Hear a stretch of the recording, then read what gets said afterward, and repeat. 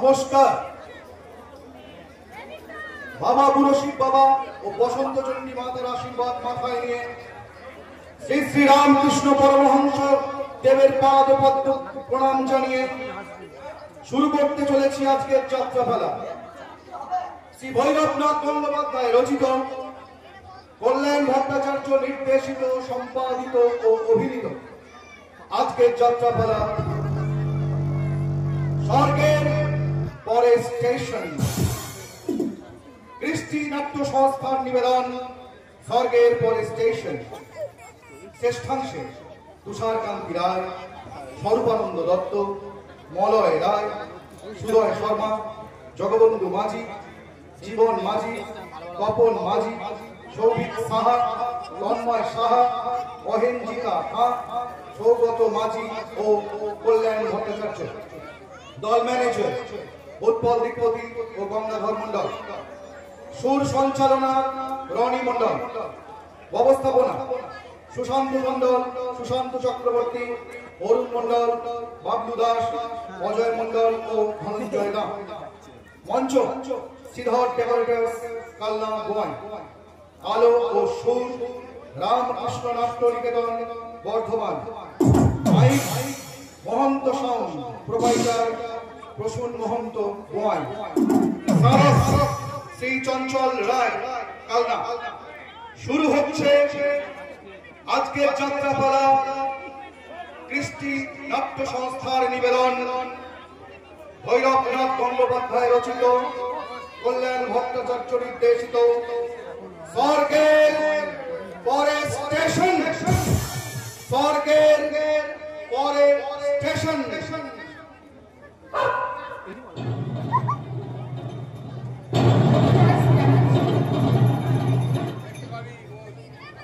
রামকৃষ্ণ শরণাম, রামকৃষ্ণ শরণাম, রামকৃষ্ণ শরণাম শরণে।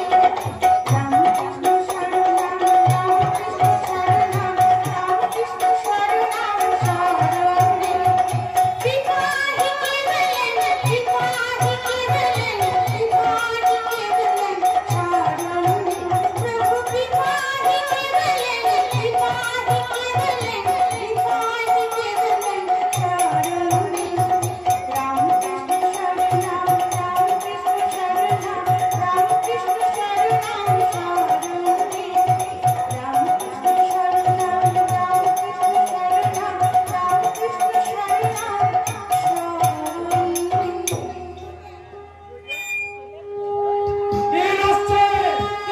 শরণে। জীবন থেকে মরণ পর্যন্ত এক দীর্ঘ লম্বা এক্সপ্রেস ট্রেন, একটা স্বপ্নের ট্রেন, একটা অদ্ভুত অস্বাভাবিক ট্রেন। বাঁশি বাজিয়ে মাটি কাঁপিয়ে স্টেশনে স্টেশন পার হয়ে রেল লাইনের ওপর দিয়ে ছুটে আসছে। বন্ধুগণ, আপনারা যারা ট্রেন চলে যাবেন তারা তাড়াতাড়ি টিকিট কাউন্টারে গিয়ে টিকিট কেটে নিন, তাড়াতাড়ি করুন। আপনারা শুনতে পাচ্ছেন না? ওই যে ঘন্টা বাজছে, ঢং ঢং।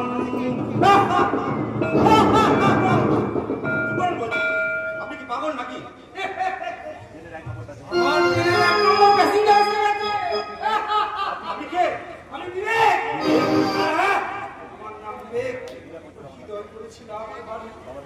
তোমার বাবার নাম ছিল সত্য, মায়ের নাম ছিল সুনীতি। এখন আমার ঘর নেই, বাড়ি নেই, মা নেই, বাবা নেই, কেউ নেই, কেউ নেই। দ্বিতীয় বিশ্বযুদ্ধের কিছু পরে 1350 সালের মধ্যে এদেশের সব সংসারের বাবার সত্য সব সংসারের মা সুনীতি দেবীরা মারা গেছে। তাই তো সত্য সুনীতির একমাত্র সন্তান বিবেক আজও কেঁদে বেড়াচ্ছে তার বাবার জন্য, তার মায়ের জন্য। মা! আনবেন না বিবেক বাবু, আমি আপনাকে কিছু বুঝতে পারিনি। আপনি আমার অপরাধ ক্ষমা করে আমার বাড়ির ভিতরে আসুন। কি করে যাবো? তুমি আমার ট্রেন এসে যাবে। আমি গার্ড সাহেব, আমাকে এই সবুজ পতাকা দেখিয়ে ওই ট্রেনটাকে নিয়ে যেতে হবে ওই স্বর্গের পরের স্টেশনে। স্বর্গের পরের স্টেশনে? হ্যাঁ, প্যাসেঞ্জার মশাই, আপনি যাবেন নাকি ওই স্বর্গের পরের স্টেশনে?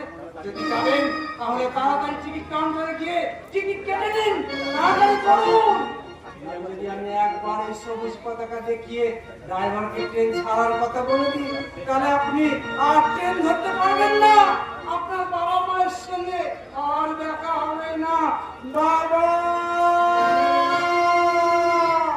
মা, মা গো!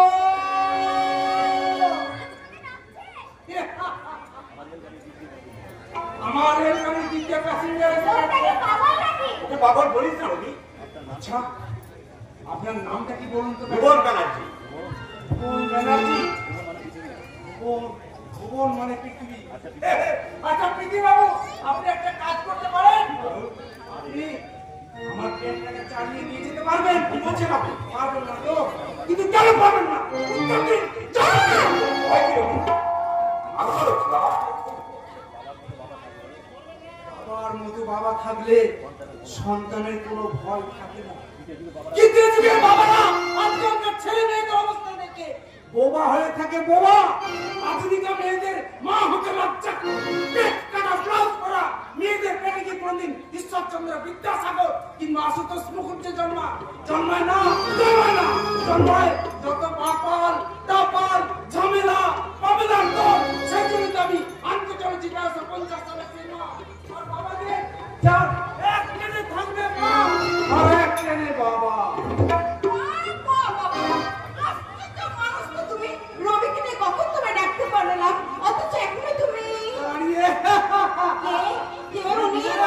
বিবেক বাবু, অর্থাৎ ভারতবর্ষের মা।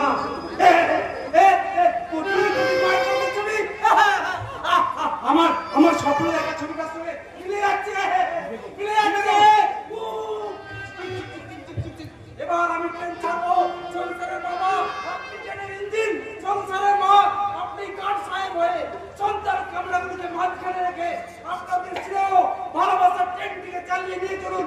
কর্তব্য মায়া মমতা স্টেশনগুলো পেরিয়ে ওই স্বর্গের পরের স্টেশনে। স্বর্গের পরের স্টেশন, স্বর্গের পরের স্টেশন, স্বর্গের পরের স্টেশন, স্বর্গের পরের স্টেশন। যখন জীবন তার স্বর্গের পরের স্টেশন, স্বর্গের পরের স্টেশন, স্বর্গের পরের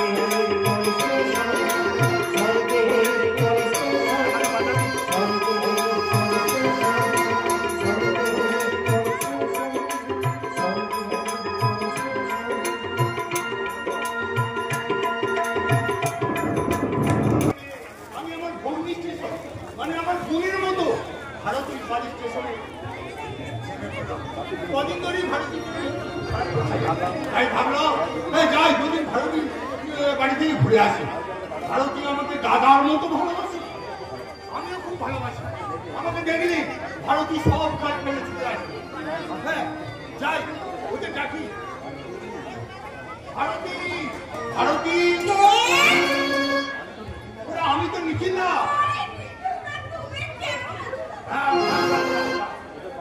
হ্যাঁ, তোদের খবর ভালো তো? আরে পাগলি কোথাকার, এই তো আমি এসে গেছি। হ্যাঁ বাবু, অনেক খেলনা এনেছি।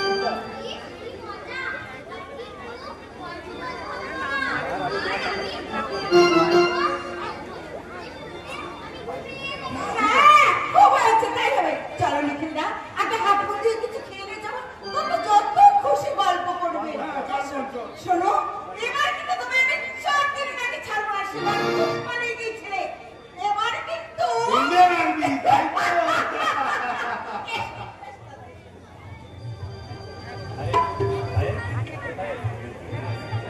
নিখিল বাবুর সঙ্গে ভারতীর মারামারি আমার কিছুতেই ভালো লাগছে। ভারতী যতই বলুক নিখিল বাবু দাদার ছোটবেলার বন্ধু, সে সম্পর্কে ওকে ছোট বোনের মতো ভালোবাসে, কিন্তু সেটা আমি বলতে কারণ নিখিল বাবু ভারতীর নিজের দাদা নয়, দাদার মতো। ওদের দুজনের সম্পর্কের মধ্যে একটা মতো আছে, এই ভাইয়ের মতো বোনের মতো। এই মতো শব্দটাই যত নষ্টের গুণ। তাই আজ আর আমি চুপ করে থাকবো না। আমি ভারতীকে কষ্ট করে বলে দেবো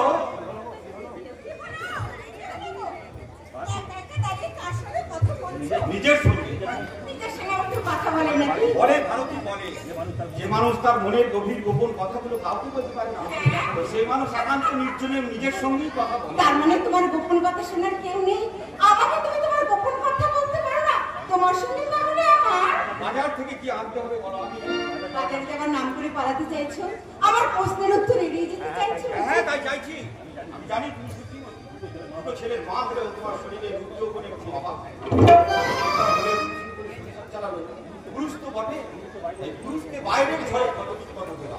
তুমি মেয়ে, ঘরের জানলা বন্ধ করে বসে থাকো। রাগ করো না, রাগ করো না লক্ষ্মীটি। নিখিলদা আমার দাদার বন্ধু, তাই আমার দাদার মৃত্যুর পর নিখিলদা আমার দাদার আসন দখল করে বসে আছে। আমি তোমাকে ঠিকমতো সময় এবং সঙ্গ দিতে পারি না। ঠিক আছে, এবার থেকে আমি দাদার মতো নিখিলটাকে ফুল টাইম সঙ্গ দেবে, আমাকে পার্ট টাইম। ঠিক আছে মশাই, ঠিক আছে। আর ওদের ভেতরে বাজার খরচ আছে, সামনের দোকান দিয়ে নিয়ে এসে তারপর তুমি যা চাইবে তাই কি মশাই? ঠিক আছে তো? আমার না ঠিক থাকলেও তোমার তো ঠিক আছে। ঠিক আছে মশাই, যাতে তোমার সব কিছু ঠিক থাকে, অসময় হলো আমি সেই ব্যবস্থাই করছি। তার মানে এ জীবন তোমাকে দিলাম ও বন্ধু, তুমি শুধু ভালোবাসা দিও ও বন্ধু, তুমি শুধু ভালোবাসা দিও। এ জীবন তোমাকে দিলাম ও বন্ধু, তুমি শুধু ভালোবাসা দিও ও বন্ধু,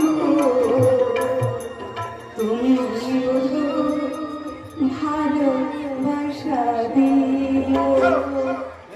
কেন তোমার ভালো লাগছে না? যে গানটা তুমি আমার হ্যাঁ, সেই গানটা তুমি দাদার মতো নিখিলটাকে শোনালে ব্যাপারটা কি বলছো তুমি? না, আর নতুন নয়, অনেক দিন ধরে অনেক ভালো কিন্তু কোনোদিন তুমি কথাটা গুরুত্ব দাও। কেন গুরুত্ব দেবো? আমি কি তোমার মতো হিরণ্যতা রোগী? মুখ সামনে কথা বলবে ভারতী। তোমার অনেক অভিনয় সহ্য করতে হবে, আমি তোমাকে কিচ্ছু ক্ষমা করে দিয়েছি। তোমাকে আমি কতবার না বলেছি ওই নিখিল বাবুর সঙ্গে তোমার এই মেলামেশা আমার একদম ভালো লাগে না। ভালো লাগে না? ছি ছি ছি ছি, তুমি না একজন শিক্ষিত ছাত্রদের কত জ্ঞানের কথা বলো, অথচ তোমার মনে এত নোংরা চিন্তা। ছি ছি ছি।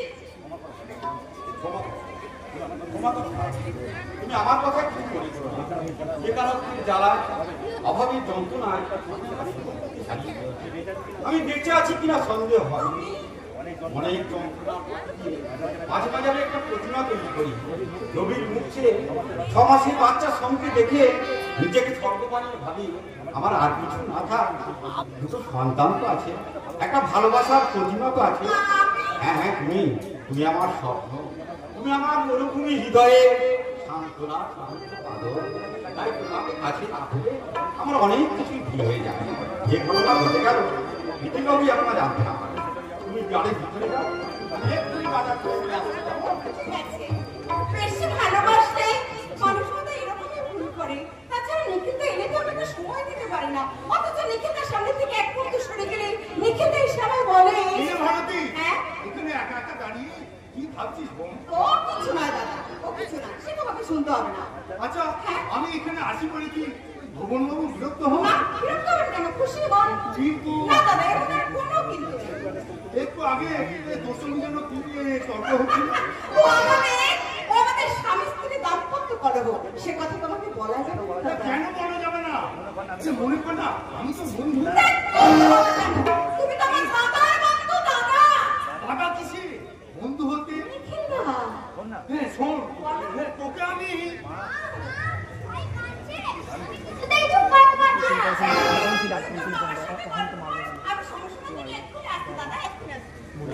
হোমু শোনা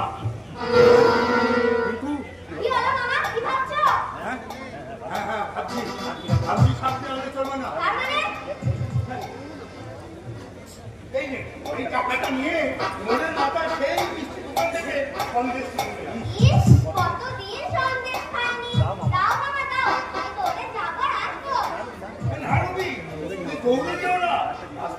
হতে পারে আস্তে আস্তে যেও, বেশি তাড়াতাড়ি করো না বুঝলে?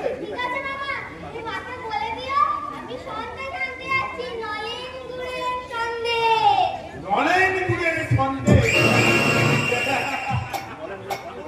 ওই নলেন গুড়ের সন্দেশ ভারতীর যৌবন, যে যৌবনের উত্তপ্ত হয়ে ওঠার কথা ছিল আমার বিছানা, সেই যৌবন বেকার কারণে ভুবন ব্যানার্জি সবার করে থেকে ভুবনের সব কথা শুনেছি। তাই আজ আমার এই বাড়িতে আসার শেষ দিন, আর এই শেষ দিনে আমি শেষ খবরটাই দিয়ে যাবো।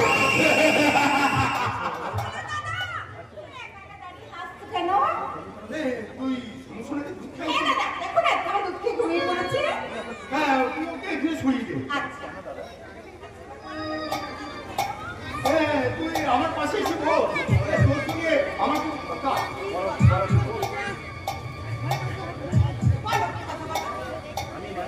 আমি মানে বাবু বাজারে গেছি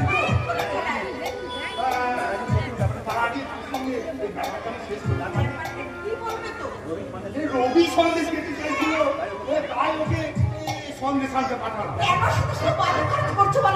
আরে বাজেট খরচ আমি করিনি ভারতী, মুখে তোকে একান্ত ভাবে আমি সবার সামনে বলতে পারিনি, সেই কথাটা আমি তোকে বলতেছি। আমি মানে আমি তোমাকে ভালোবাসি,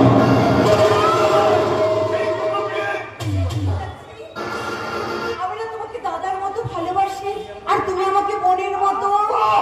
চুপ করো তুমি। তোমার বিয়ের আগে তোমাকে আমি ভালোবেসেছিলাম, আমার সামান্য ভুলের জন্য তুমি আজ আমার হাত ছাড়া হয়ে গেছো।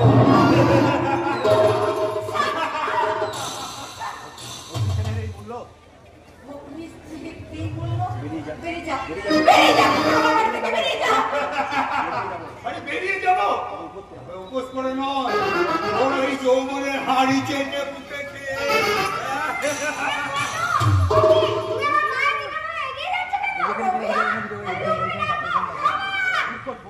চুপ কর,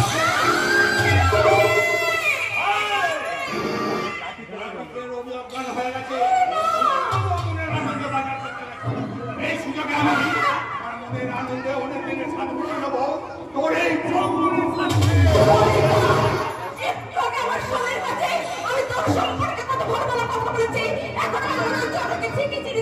আমি তোকে চিনতে ভুল করেছি। আমার কাছে ধরে দাও।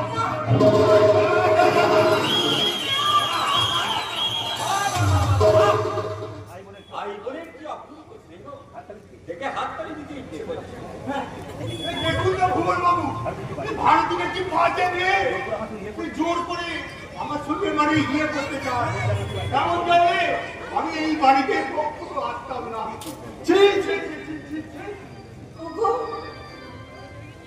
তোর মনে এই ছিল রে বোন।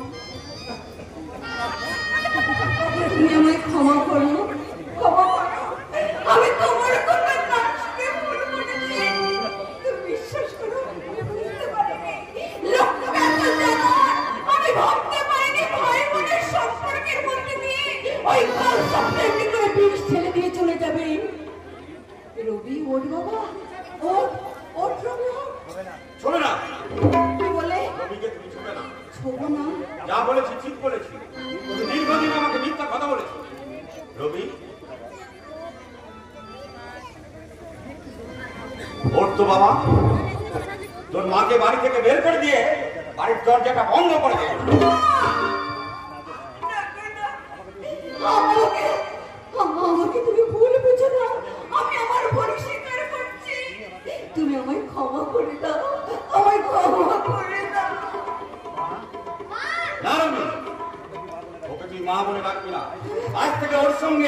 ওর কোনো সম্পর্ক নাই।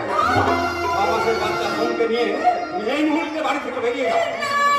আমি তোমাকে বিশ্বাস করি না। তুমি আমার বিশ্বাস করো না?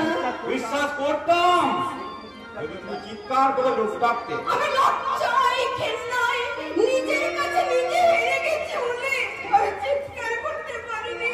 ঘৃণায় আমার কণ্ঠ রোধ হয়ে এসেছে। আমি সমস্যাটাকে খুলে নিয়ে ওর মাথায় হাত দিয়ে চেপে করে বলছি, ওই জনকটা কত বড় সেদিন খারাপ ব্যবহার করেছে।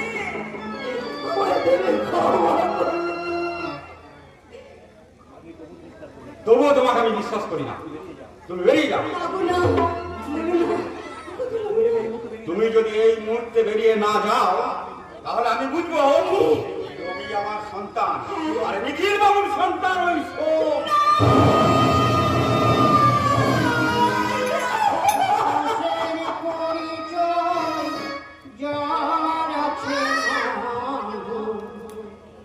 কেন যে মানুষটা ভুলে যে হৃদয় কখনো আঘাত পায়নি, কেন সে আঘাত শুধু সয়ে যায়। বড় দয়াল তোমার এ যে কেমন বিচার, বড় দয়াল তোমার এ যে কেমন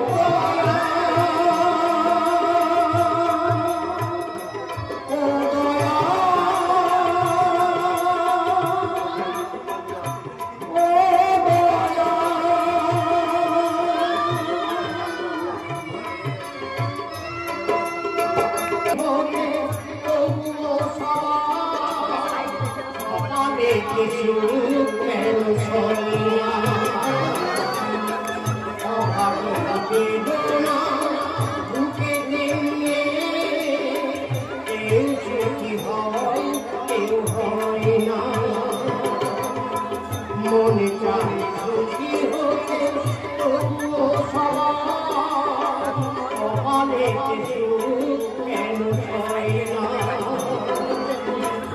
অভাবী বেদনা বুকে নিয়ে কেউ সুখী হয় কেউ হয় না।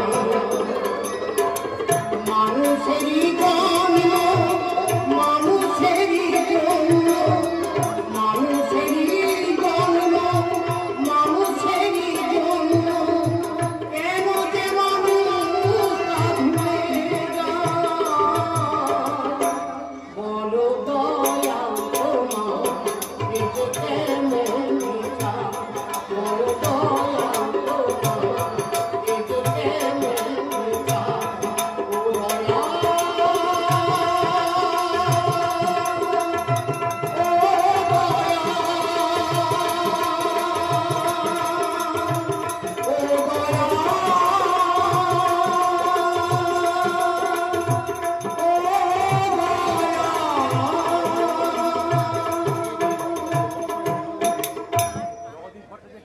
জগদীশ ভট্টাচার্যের কান্না দেখে তুমিও কাঁদছো মানে? ভট্টাচার্য কাকা, কিন্তু ওই পাষণ্ড ভগবানের চোখে এক ফোঁটা জল নেই, তার মানুষের প্রতি এতটুকু করুণা নেই। তা যদি থাকতো তাহলে সে আমার একমাত্র মেয়ে আরতিকে আমার কাছ থেকে কেড়ে নিতে পারতো না। আরতি, ভগবান, তুমি যদি ছেলে মেয়ের বাবা হতে তাহলে বুঝতে একমাত্র মেয়ে হারা বাবার বুকের কি দারুণ যন্ত্রণা। আবার আপনি খাচ্ছেন, আবার আপনি মদ খাচ্ছেন, এইভাবে মদ খেতে পারে আর কতদিন লাগবে? চলুন চলুন ঘরে চলুন। না, আমি ঘরে যাবো না, আমি এখানেই বসে থাকবো। রাত বাড়লে ওই কাল পুরুষটা মাথার উপর উঠলে ওই গন্ধরাজের পাশে দাঁড়িয়ে আমার মেয়ে আমাকে বাবা বাবা বলে ডাকবে, আর আমি অমনি ছুটে গিয়ে মাকে জড়িয়ে ধরে বলবো, মা গো, এতদিন তুই কোথায় ছিলে বাবা? 6 মাসের মধ্যে এই পুরো বাপটার কথা কি তোর একেবারও মনে পড়লো না? একেবারও না। কাকা, এমনি করে মদ খেলে আর কতদিন বাঁচবেন বলুন তো? শেষ পর্যন্ত মেয়ে ছোটকে আপনি শহীদ হতে চাই। আমি আমার একমাত্র মেয়েকে আমি ভুলে যেতে চাই। জানতে চাইলেন যে ভোলা যায় কাকা? ভোলা যায় না। আমি তোমাকে কতবার বলেছিলাম ওই কথাটা ভুলতে, কিন্তু আমি ভুলতে পারি না। আমার বাড়িতে বয়স্ক মা একটা বিধবা দিদি, কিন্তু তাদের মধ্যে আমি দুটো ভাত দিতে পারি না। তাই তো পাড়ার লোকে আমাকে কত দেয় নাম শোনা বন্ধ নাম। তাই তোমার মাঝে মাঝে মনে হয় নাম শোনা, শুধু নাম শোনা, স্বজনের বন্দনা, নাম শোনা, শুধু নাম শোনা, স্বজনের বন্দনা, দিন রাত শুনে শুনে যখন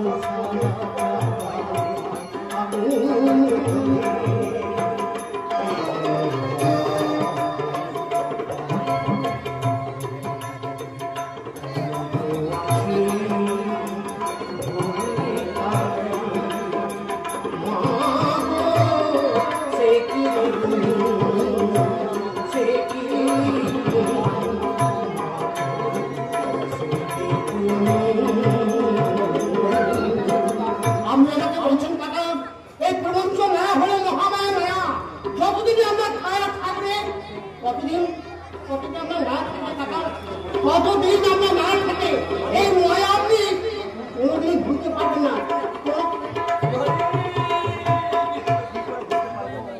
কি করে ভুলতে পারবো রে মানে? ওই হাতটা সত্যি মহামায়া যে এই জগৎটাকে আচ্ছন্ন করে রেখেছে। তাহলে কেন আমার মনে হয় ওই কচি বাচ্চা ছেলেটাকে নিয়ে আমার মেয়ে আরতি আমাকে এসে বাবা বাবা বলে ডাকছে। বাবা আমি এলাম। তুই এসেছিস মা? কচি ছেলেটাকে পেয়ে এই বুড়ো ছেলেটাকে তুই ভুলে গেছিস মা? আমার মেয়ে আরতি রাতের অন্ধকারে তুই আমাকে দেখতে এসেছিস। তুই হতভাগা বুড়ো বাপটাকে তুই ভালো করেছিস। তুই ছিলিস না বলে আনন্দে আনন্দে আমার হাড় পাঁচটাগুলো সব লেগে গেছে। তোর জন্য কেঁদে কেঁদে আমার চোখগুলো সব ছাপ। কাকা, আমি আরতি নই, আমি আরতির বান্ধবী আরতি। মিথ্যে কথা। আর আমাকে ফাঁকি দিয়ে চলে যেতে চাই, কিন্তু পারবি না। 6 মাস পর যখন ছেলেকে নিয়ে আমার কাছে ফিরে এসেছিস তখন আর আমি তোকে পালিয়ে যেতে দেবো না।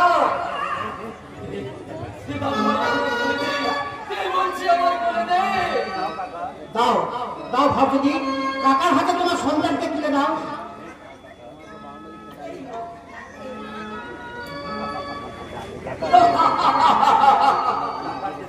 টাকার যে সুদ মিষ্টি, আমি সুদ সমেত টাকা ফেরত পেয়েছি।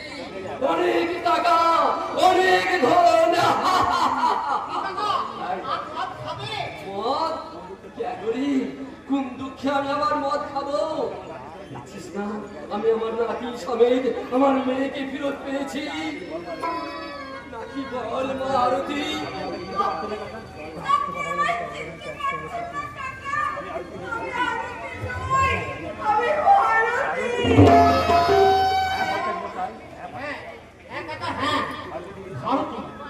ভারতীয় স্বামী ভুবন বাবু ভারতীকে বাড়িতে পাঠিয়ে দিয়েছে।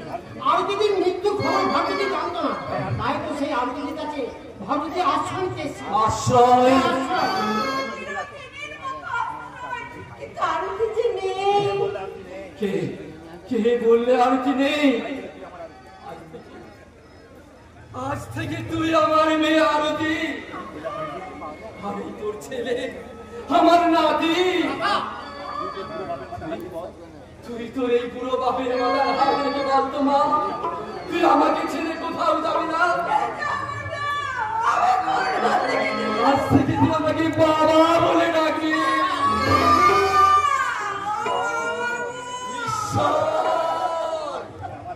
তুমি আমার সঙ্গে যুদ্ধে হেরে গেলে, মানুষের যুদ্ধে আজ ভগবান পরাজিত।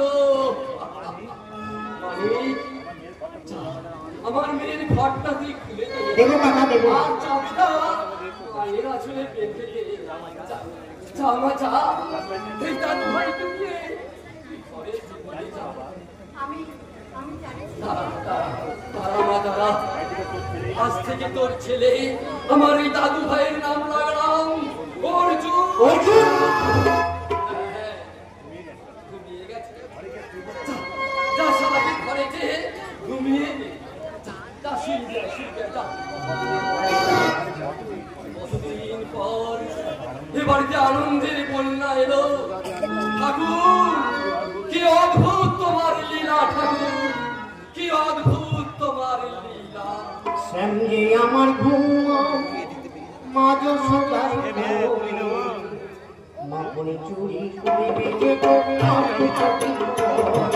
সঙ্গে আমার ঘুম মাঝ সকাল মাপনে চুরি করে বেঁচে আর দুটো দিন পরে মাপনে চুরি করে বেঁচে আর দুটো দিন পরে দেবে না গেল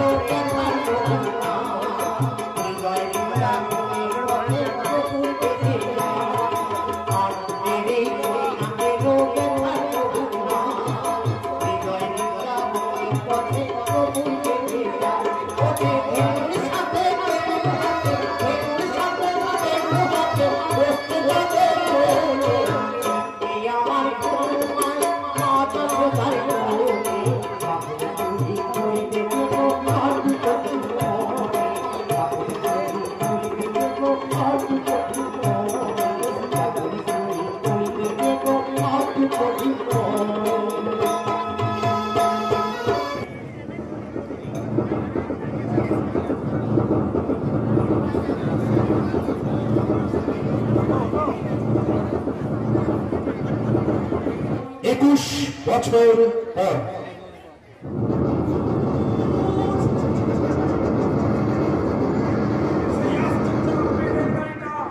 মায়ের কোন নামক স্টেশনে মা আর তার শিশু সন্তানকে নামিয়ে দিয়ে পিতৃসেনা স্টেশনের দিকে এগিয়ে চলেছে।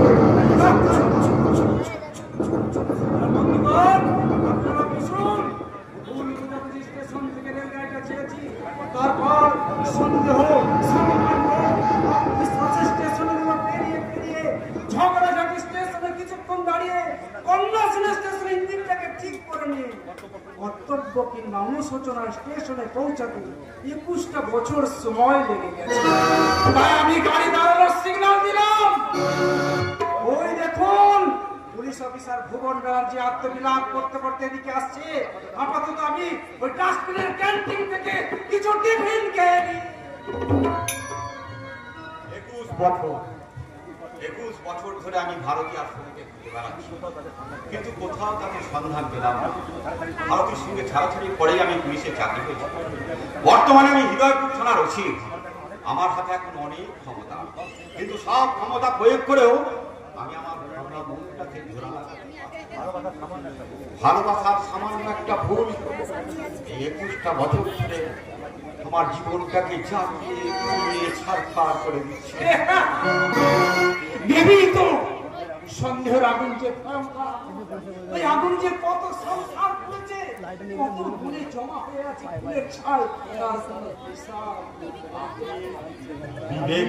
বিবেককে যে চিনতে পারে সে এমন বিবেকহীনতার কাজ করে কি করে? আপনি ভুবন ব্যানার্জি না? আজ থেকে 20 বছর আগে আপনার সঙ্গে আমার দেখা। আমি আপনাকে ঠিক চিনতে পেরেছি। এখন তো আপনি ওই হৃদয়পুর থানার দারোগা। ভালো পুলিশ হিসাবে আপনি খুব সম্মান পেয়েছেন। হ্যাঁ হ্যাঁ, আমার উদ্বোধন পুলিশ অফিসার আমার কাছে কেউ ঘুষ চাইলে আপনি তাকে অপমান করেন। আপনার বড় ছেলে রবি বড় কোম্পানিতে চাকরি করে, আপনি তার বিয়ে দিয়েছেন। খুব সুন্দর ফুটফুটে একটা নাতি হয়েছে। আপনার বড় ছেলে রবির মতি দেখতে হয়েছে না? হ্যাঁ, ছেলের বউ নাতি। মিথ্যা কথা বলছেন, বলছেন না আপনি সুখে আছেন, শান্তিতে আছেন। আমি সুখে গেছি, শান্তিতে গেছি। তার জন্য আমি দুঃখ করতে যাবো? তার জন্য আমার মনে অশান্তি বাসা ভাববে। এখন আমার কোনো কিছুর অভাব নেই। কিন্তু অভাবের দিনে স্বভাবটা তো আছে দারোগা বিবেক বাবু জবাব দিতে পারেন। এত প্রভাব প্রতিপত্তি থাকার সত্ত্বেও নবাবী চাল চলে কুপ্তা কাবাব খেয়েও কি রাতে আপনার ঘুম হচ্ছে? কেন ঘুম হবে না? আর চিন্তা আমার ঘুম কেড়ে নেবে। আপনার ভালোবাসার চিন্তা, আপনার স্ত্রী ভারতীর ভাবনা, আপনার ছোট ছেলে সোমনাথের শত শত স্মৃতি। ভালোবাসার কমলে কামানি আমাকে কত কষ্ট করতে পারেনি। আমি সন্দেহের সাগর সাঁতার কেটে পেরিয়ে সৌভাগ্যের সিংহল দিকে পৌঁছেছি। আমি শুনে আমি মুক্ত। আপনি লুকিয়ে না, আপনি বন্দী। আপনি নিজেকে লুকিয়ে রাখতে চাইছেন। আপনি জানেন না আপনার অনুসরণ করছেন অনেক আগে ওই সিদ্ধির স্টেশনে পৌঁছে গেছে। আপনি নিজের ভুল বুঝতে পেরেছেন। আপনি জানেন আপনার ছোট ছেলে আপনার সন্তান তবুও তার ছবি পড়তে চেতবার জন্য সদা করছি। কিন্তু আপনি খুঁজুন, অনুসন্ধান করুন।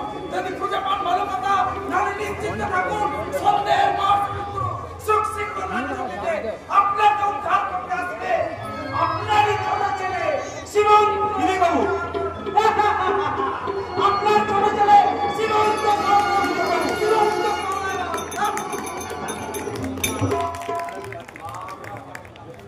21 বছর ধরে নিজের সঙ্গে যুদ্ধ করতে করতে আমি বিবেক আমাকে তাড়িয়ে বেড়ায়। বিবেকের কাছে আমি জবাব দিতে পারি না। যন্ত্রণায় বুকটা আমার বুঝতে বুঝতে ওঠে। আমি নিশিপা মানুষের মতো নিশুতি রাতে মনে মনে চিৎকার করে ডাকি, সমু ভারতী।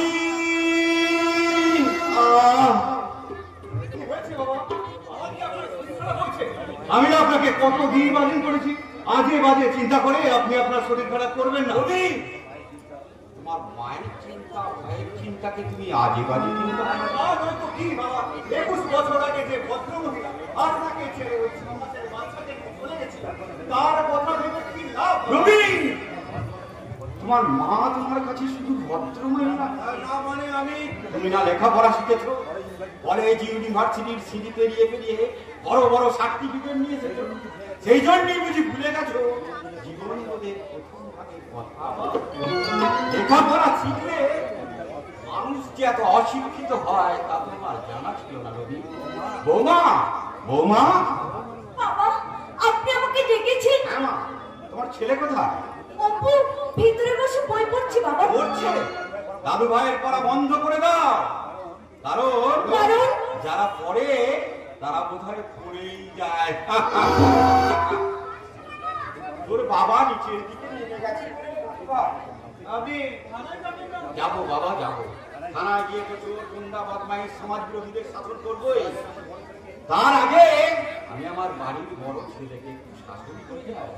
কি বলছেন বাবা? আপনার ছেলে কি কোনো অন্যায় কাজ করেছে? বৌমা, আমার ছেলে কি কোনো অন্যায় করতে পারে? জবরদস্ত পুলিশ অফিসার ভুবন ব্যানার্জির ছেলে, সেবাব্রত গুপ্তা অ্যান্ড কোম্পানির সেলস ম্যানেজার, এমকম পাস করা সুদর্শন যুবক, কিন্তু তার মাকে কি সিক্রেট আপনি করতে চাইছেন বাবা? অঞ্জলি, অঞ্জলি, তুমি বিশ্বাস করো আই ক্যান ডিমান্ড ইট। ইংরেজি নয় রবি, বাঙালির ছেলে বাংলা ভাষা ভালো করে বলতে শিখো বাবা। এইটা বর্ণ পরিচয়ের প্রথম ভাগ। বড় অ আ হস্যই দীর্ঘই, বয়াকার বয়াকার বাবা আর ময়াকার মা। আমি বর্ণ পরিচয় মুখস্থ করে আর একটা ভুবন ব্যানার্জি হতে চাই না। আমি আমার মতো হতে চাই। পুলিশ অফিসার হয়ে উনি ঘুষ খাবেন না, অথচ শত তার স্মৃতির জুড়ে মাথা উনি গরুর গাড়ির জীবনের মতো মাটি মারিয়ে মারিয়ে নরকের দিকে এগিয়ে যাবেন, তবু উনি আদর্শ ত্যাগ করবেন না। বাবাকে তুমি ওয়ার্থলেস বললে? Yes, I am correct. আমি ঠিক কথাই বলেছি। বাবা, তুমি একটা ওয়ার্থলেস। আমি ঠিকই বলেছি। অঞ্জলি, অঞ্জলি অপুটাও একটু একটু করে বাবার দিকে চলে যাচ্ছে, তুমি ওর দিকে একটু লক্ষ্য রাখবে। আমি অফিস চললাম। আর হ্যাঁ, আজকে নাইট শোতে সিনেমা দেখতে যাবো, কেমন? কিন্তু বাবার যে অসুবিধা হবে। অঞ্জু, বাবার অসুবিধা হবে বলে আমি আমার জীবন যৌবনের স্বপ্নটা ব্যর্থ করে দেবো তা তো হতে পারে না। ওকে, তৈরি থেকো, নাইট শো। বাবা খুব খারাপ, তাই না? সে অপু ও কথা বলতে নেই বাবা। কেন বলতে নেই? আমার বাবা তার তোমাকে খারাপ কথা বলে তার বেলা? অপু, আচ্ছা মা, আমার ঠাকুমা আর ছোট কাকাটি কোনোদিনও ফিরে আসবে না? জানি না বাবা, আমি জানি না। মা, তুমি কাঁদছো?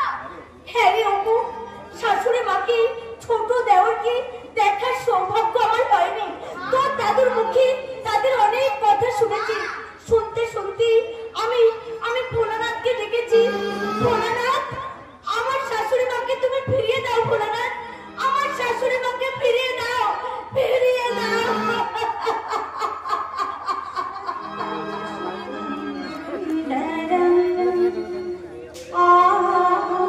সত্যম শিবম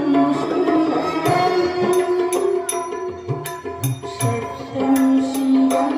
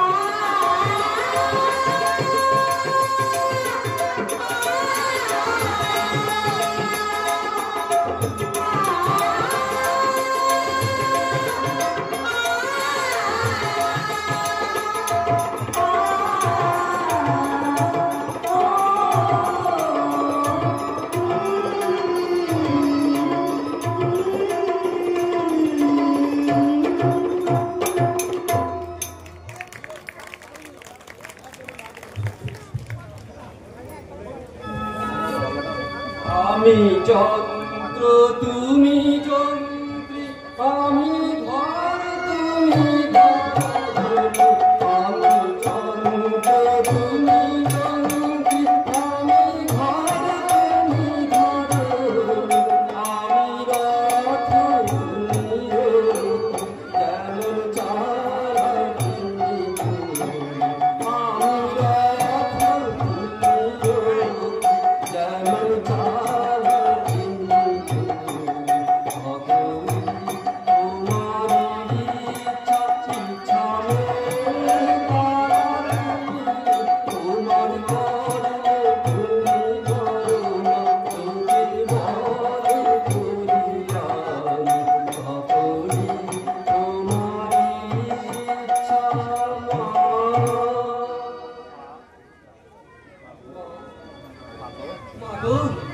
বল মা ভারতী, তুই আমাকে ছেড়ে কোথাও যাবি না? আমি কোনোদিন তোমার ছেড়ে যাব না বাবা। কেন যাব? কোথায় যাব? এই 21টা বছর ধরে তোমার কাছে থাকতে থাকতে আমি তো তোমার মেয়ে আরতি পেয়ে গেছি বাবা। আরতি, হ্যাঁ, নিশ্চয়ই তুই আমার মেয়ে। আরতি ছিল আমার ছেলেবেলার বান্ধবী, জানো বাবা। দাদা ছাড়া এই কথা কেউ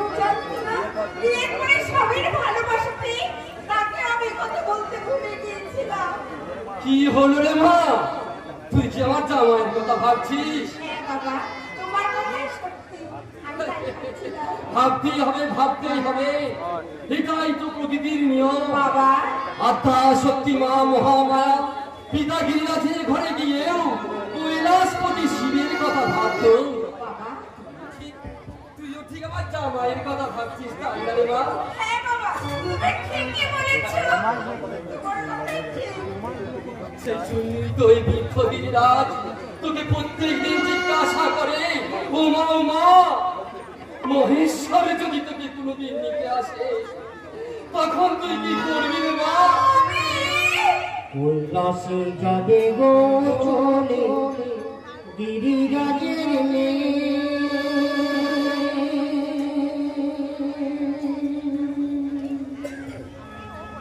অঝোর ঝরে ঝরতে যে জল পাশান কৈলাসে যাবে গো চলে গিরিরাজের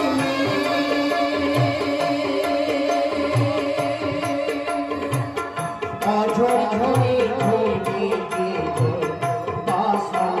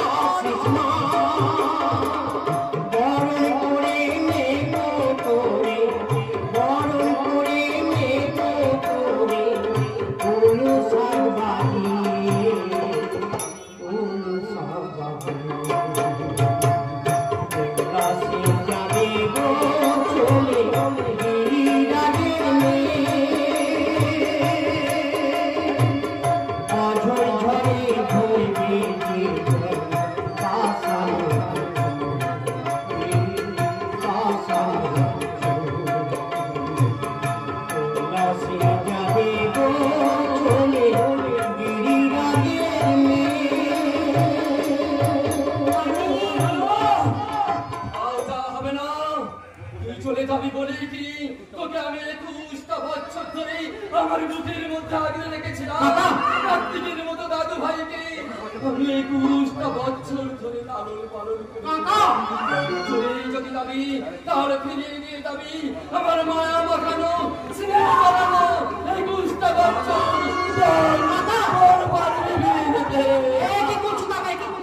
দিদি কি সত্যি সত্যি এখান থেকে চলে যাবে? যোকে ওইভাবে জড়িয়ে ধরে কাঁদতে হবে? পালিয়ে যায় যদি বাবু ভুলার ডাক শুনে এই পুরো বাপকে ফেলে চলে যায় তখন আমি কি করবো রে? মানে আমি যাবো না বাবা, আমি তোমাকে ছেড়ে কোনোদিনই কোথাও যাবো না। শুনলে তো কাকা, শুনে দিদি কথাগুলো সব শুনলো তো? দিদি আমাদের ছেড়ে কোথাও যাবে না। তাহলে তুই কেন আমাকে বিজয়ার গান শোনালি? কেন শোনালি আমাকে বেদনার সুর? আমার ভুলে গেছে কাকা, আমার ভুলে গেছে। আমি তোমাকে কথা দিচ্ছি, আমি আর জীবনে এই গান তুমি গাইবো না কাকা। মানে এই গান আমি কোনোদিন আর গাইবো না। চলো বাবা, এবার তোমার সন্ধ্যা নিকে সময় হয়ে গেছে।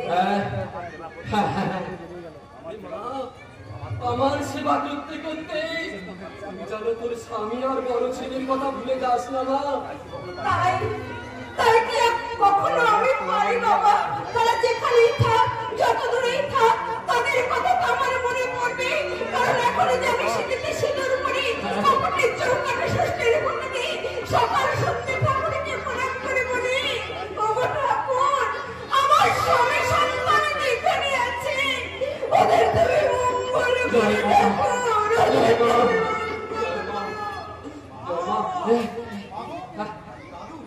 আজ আমি দারুণ ইন্টারভিউ দিয়েছি। অফিসার আমাকে যতগুলো প্রশ্ন করেছেন আমি প্রত্যেকটা প্রশ্নের ঠিক ঠিক উত্তর দিয়েছি। বাবা জয় মা। তুমি কাঁদছো কেন মা? না রে দাদু ভাই, তোর মা কাঁদেনি তো। কাঁদছে দাদু, কাঁদছে। তুমি কাঁদছিলে মা? কেন তোমার চোখের জলে তোমার আঁচল ভিজে যাচ্ছে মা?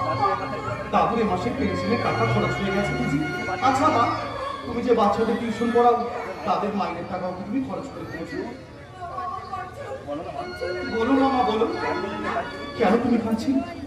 তোর মা তোর বাবার জন্য কাঁদছে রে দাদু ভাই। না না, বাবার জন্য কোনোদিন তুমি চোখের জল ফেলবে না মা।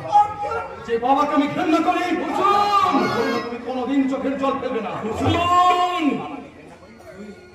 তুই বাবাকে ঘৃণা করিস? ওরে না রে না, পাপ হবে। বাবা হলো জন্মদাতা পিতা।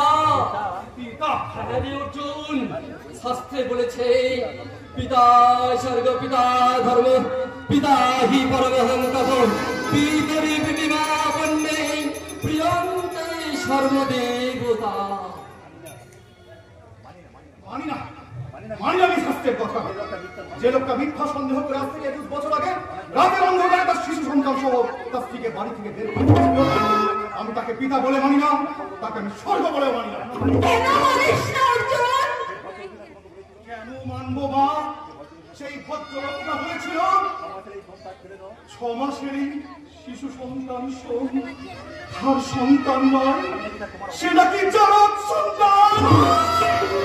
আর সেই মিথ্যে ভুলকে প্রমাণ করার জন্য তো 6 মাস শিশু আমি তোকে নিয়ে বাড়ি থেকে বেরিয়ে এসেছিলাম। বেরিয়েই যখন এসেছিলে মা, কেন সেই লোকটার কথা তুমি মনে রেখেছো মা? কেন তুমি তার জন্য চোখের জল ফেলো মা? কেন তুমি সেই স্বামীটা লোকটাকে স্বামী বলে মনে করে তোমার সাথে সিঁদুর পরো মা? হবে বাবা, এটা সমাজের নিয়ম, এটা সংসারের নিয়ম। সমাজের নিয়ম।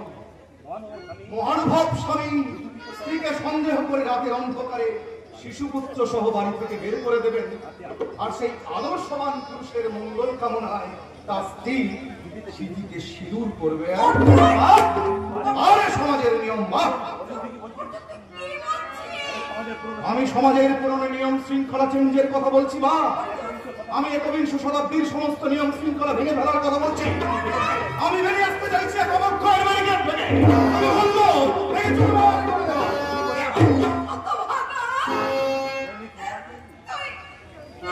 তাই সব কিছু ভেঙে চুরমার করে দিবি।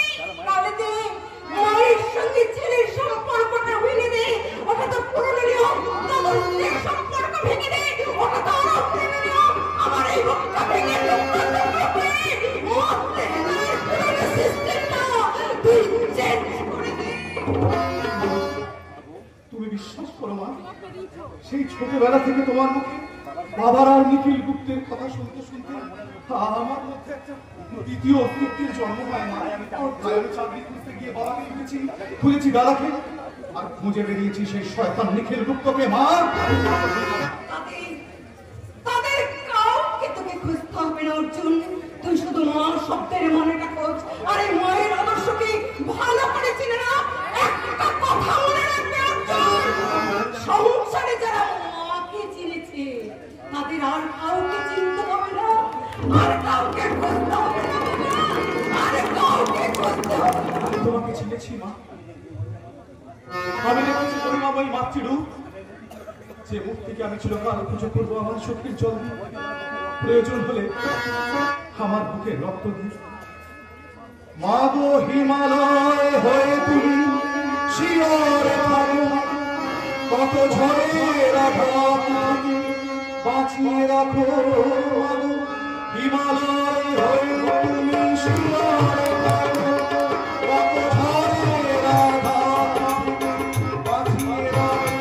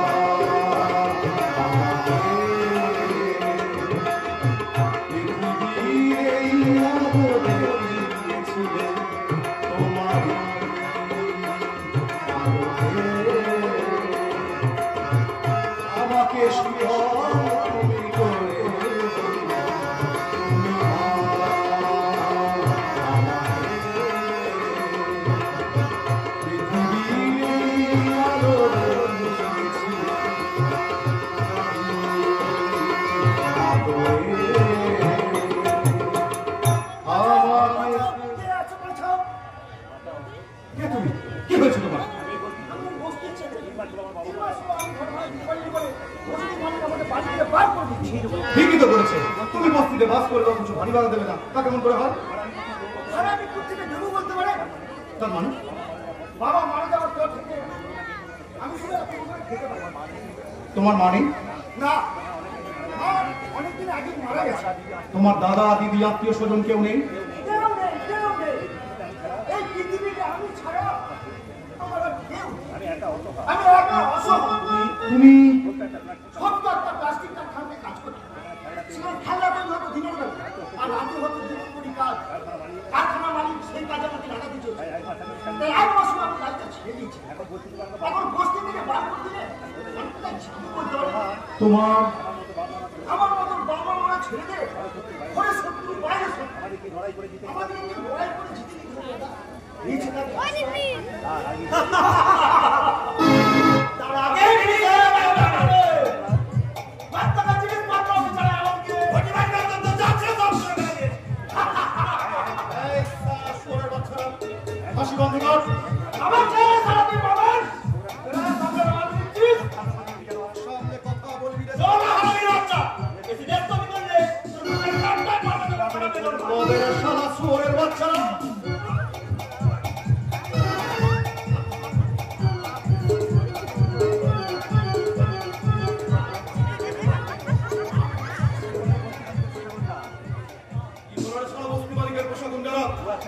সালা দু একখানা ঝাপটা খেয়ে সালা মাটিতে লুটিয়ে পড়লি। বল আর কোনোদিন এই কাজ করবি না? বল সালা শুয়োরের বাচ্চারা আমার কথার উত্তর দে। আমরা অন্ধকার থেকে বেরিয়ে আসতে পারিস না, ছেড়ে ফেলতে পারিস না বেঁচে থাকার কোনো সিস্টেম। কোনো রকমে বাঁচতে হলে বর্বর বোধের মুখে লাথি মেরে দিয়ে অসহায় বাপ মা মরা ছেলেটাকে আমার মতো ভাই বলে বুকে টেনে নিতে পারিস না? দাদা এরিমা স্বর্গ নরক সব একাকার হয়ে গেল রে আর কুলজাত গরম হয়ে যাবে রে। ওদের পেছনে ছুটে যেও না দাদা, পুরা নিচে না রক্ত গরম থেকে পুরা তোমাকে ছিঁড়ে গেল দাদা। সুযোগ পেলে পুরা তোমাকে আমার হাতে ছিঁড়ে না রে জয় না, তাওরা পারবে না। অর্জুন যাকে একবার ভাই বলে রেখেছে তাকে কেউ কোনোদিন ছিনিয়ে নিতে পারবে না। আমার মা আমাকে সেই শিক্ষায় দিয়েছিলেন। আমার মা হ্যাঁ চল চল জয়, আমরা আমার মায়ের কাছে যাই, মায়ের পায়ে হাত দিয়ে প্রণাম করে মায়ের আদেশ মাথায় নিয়ে আমরা আবার নতুন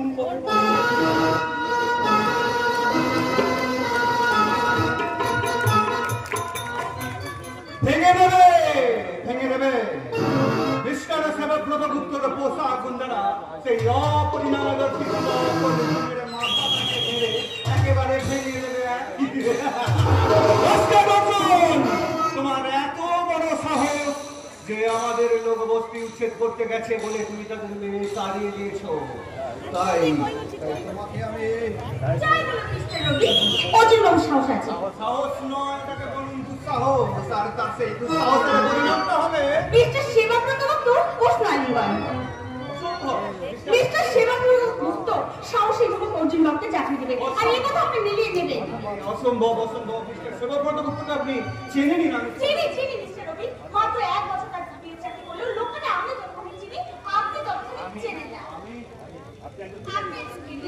আপনি অনেক উঁচুতে ওঠার স্বপ্ন দেখেন, কিন্তু মিস্টার গুপ্তকে চিনতে না শিখলে আপনার স্বপ্ন তো কখনো সফল হবেই না।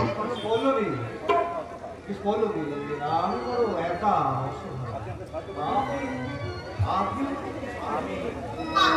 হ্যাঁ তুমি তুমি তুমি বলো তুমি বিশ্বাস করো বলবি তোমার এই অদ্ভুত ইন্টেলিজেন্সি আমাকে যে মুগ্ধ করেছে, তাই তাই তোমাকে আমি ভালোবেসে ফেলেছি বলবি। তুমিও বিশ্বাস করো ঠিক ওই কথাটা আমি তোমাকে বলবো বলবো করে বলতে পারছি না। আমি তোমায় ভালোবাসি। এই ভালো লাগা কাছে আসা এরই নাম ভালোবাসা। এই ভালো লাগা কাছে আসা এরই নাম ভালোবাসা। তাহলে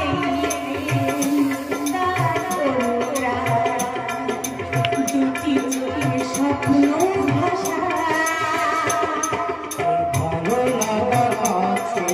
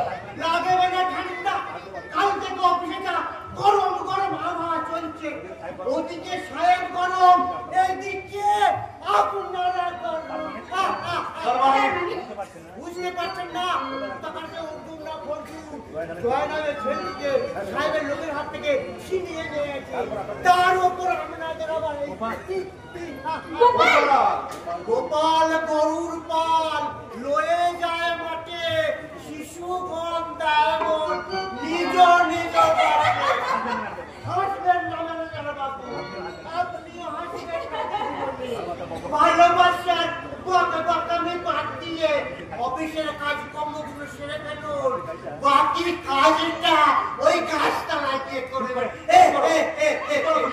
চুপ করেই তো ছিলাম, আজ আর কথাটা না বলে পাচ্ছি না। কি সরকারি অফিস, কি বেসরকারি অফিস, সব অফিসে আমাকে যেতে হয়। যে কি দেখি জানে, জোর মানে আর কানে শুনি বক বকম বক বকম। আবার কেউ কেউ বলছে এই দুষ্টু ছেড়ে দাও না, আবার কেউ বলছে শোনো না, আবার কেউ কথা বলছে না, ঠকে ঠকে ছুঁড়ে দিচ্ছে। আপনারা যদি সব সময় এইসব চালিয়ে যান তাহলে অফিসে কাজ করবেন কখন? কাজ করুন, কাজ করুন। সাহেবের মেজাটা একেবারে টক খাই হয়ে গেছে, ওইদিকে পবিত্রা নির্মলকে ডেকে পাঠিয়েছে। তারপর সাহেব যদি অফিসে এসে দেখে আপনারা কাজ না করে এইসব করছেন, তাহলে আতঙ্গম পাস হয়ে যাবে। তোমার আমার ব্যাপারটা যদি গুপ্ত স্যার জানতে পারে তাহলে তো কোনো চিন্তা নেই বলবি, কোনো চিন্তা নেই। তোমার আর আমার এই গুপ্ত প্রেম গুপ্ত সাহেবের কাছে এত সহজে প্রকাশ পাবে না। রবিবার দিন তোমার সঙ্গে আমার দেখা, ওই বাবুঘাটে বেড়াতে গিয়ে তোমার সঙ্গে আমার অনেক কথা আছে। শুধু কথা হবে আর কিছু হবে না? সিনেমায় ডায়লগ হবেই তো। কি হবে? গঙ্গায় গিয়ে মাছ গঙ্গায় নৌকায় চেপে তোমাকে আমি বলবো কি? লোলা, I love you. কি নোংরা জাতির পুরুষগুলো! ঘরে বউ আছে, ছেলে আছে, তবু সুন্দরী বৌমাদের মতো বলতে বলতে বলি আই লাভ ইউ, আর তার উত্তরে আমি বলি আই হেট ইউ। আমি তোমাকে ঘৃণা করি। ওই পুলিশ অফিসার ভুবন ব্যানার্জি ছেলে আইনের রবি ব্যানার্জিকে তুমি ও কথা বলবে না। তাহলে কি বলবো স্যার? যেমন করে হোক তোমাকে জানতে হবে মিস্টার রবি আজকের সেবাব্রত গুপ্ত যে 21 বছর আগে নিখিল গুপ্ত, তার মনে এই প্রশ্নটা জেগেছে কি না? রবির মনে এই প্রশ্ন জানেনি স্যার। তুমি কেমন করে জানলে? তুমি আমার কথা মতো তাকে কি আমার সম্পর্কে কিছু জিজ্ঞাসা করেছো? হ্যাঁ স্যার, এবং এটাও জেনে নিয়েছি তিনি আপনার আমাদের সম্পর্কে কিচ্ছু জানি না। আরে কনগ্রাচুলেশন মাই ডার্লিং, আমি জানতাম তুমি ঠিক ভাবে ঠিক আছে। তুমি আমার প্রিয়, আসলে অবশ্য লোক সুখী, আসলে তুমি আমার প্রিয়, তাই আমার কাছে তোমার সব কিছু চাই, আমার অধিকার আছে। তুমি বলো কি পুরস্কার চাও? শুধু তোমার ভালোবাসা আর কিচ্ছু না। পল্লবী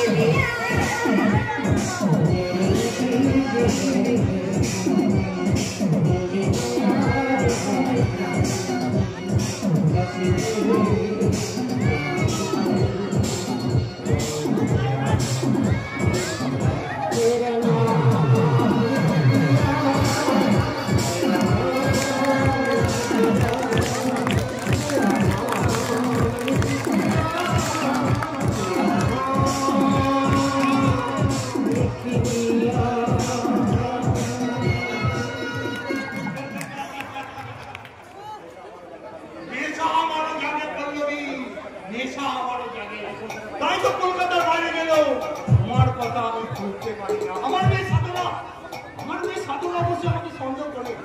আমি সাধনাকে বলি, ওরে মা সাধনা,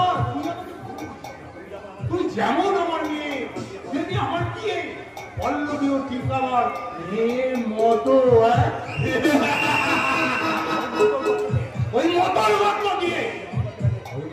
গত দিয়ে 20 বছর আগে শেষবারের মতো গিয়েছিলাম আমার ভুলের মতো ভারতীয় যৌবনের ডাক, কিন্তু সেদিন আমি ভারতীয় যৌবন বুঝতে পারিনি। ব্যবসা নেশা শিথিলের ব্যাপারটা আমি ভুলে গিয়েছি। তখন জানতে পারলাম সেদিনে বেকার বাউন্ডে ওই ভুবন ব্যানার্জি জবরদস্ত পরিশ্রম করছে। তখনই আমি কায়দা করে তারই বড় ছেলে ওই রবিকে আমি আমার হেড অফিসে চাকরি দিলাম। সেদিন ছিল 1 মে।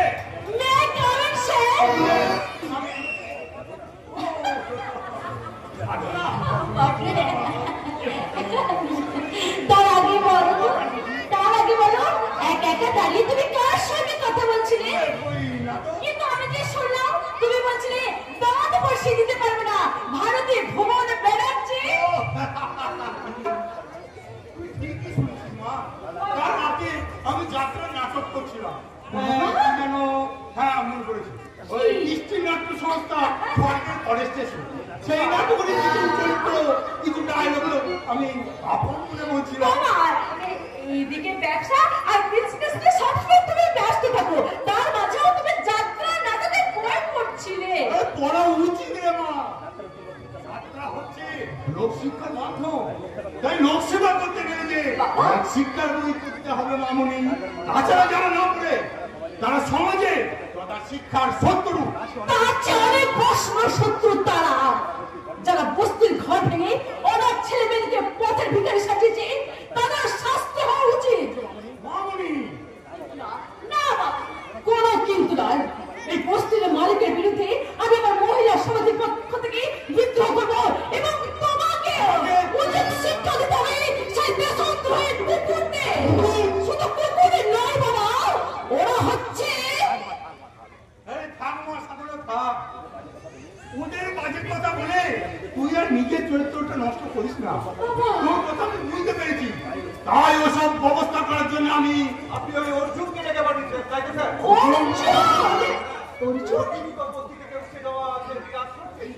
আমি তাকে তার দুঃসাহসিক কাজের জন্য সম্মান দেবো। বাবা তুমি সত্যি সত্যি অর্জুনকে ডেকে পাঠিয়েছ? আরে মামনি, তোরা মহিলা সমিতি করলে কি হবে? আর অনেক আগে আমি আমার এই হৃদয়ের মাঝখানে একটা জনগণতান্ত্রিক সেবা প্রতিষ্ঠান খুলে বসে আছি। হাসি বন্ধ করে আমাকে ছেড়ে দিন, আমার এখন অনেক কাজ। তুমি স্যার উনি হচ্ছেন সেই দুঃসাহসিক যুবক। আপনি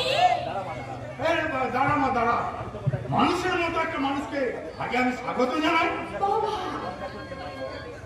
কনগ্রাচুলেশন মাই, তোমাকে দেখে আমার যেটা মনে পড়ছে সেটা তাড়াতাড়ি বলে ফেলুন। হ্যাঁ মনে পড়েছে, আমাদের দেশে হবে সেই ছেলে কবে কথায় না বড় হয়ে কাজে বড় হবে। বাবা তুমি ভদ্রলোকের ছেলে রাখো, আমি ওনার সঙ্গে একটু আলাপ করতে চাই। আমার সঙ্গে আলাপ করবেন? কিন্তু কেন?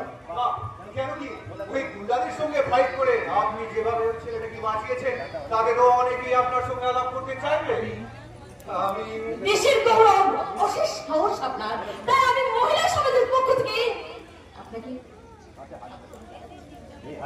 এই হাত যাত্রার সঙ্গে মেলে না ম্যাডাম, কারণ জীবন জ্যামিতির কোন সরল লেখাই যে কোন সরল লেখার সঙ্গে মিলিত হয় না। সেই জন্য বুঝি বেকারত্বের 3 ভুজের মাঝখানে দাঁড়িয়ে আপনি বিন্দুকে সিন্ধু ভাবছেন। আপনি কি করে জানলেন আমি বেকার? আমি জানি যাদের কাজ নেই তারাই তো ভালো কাজ করে। বাবা আমার অনুরোধ, তুমি ওই আদর্শ ইয়াংম্যানকে তুমি তোমার কারখানার কাজে লাগিয়ে দাও।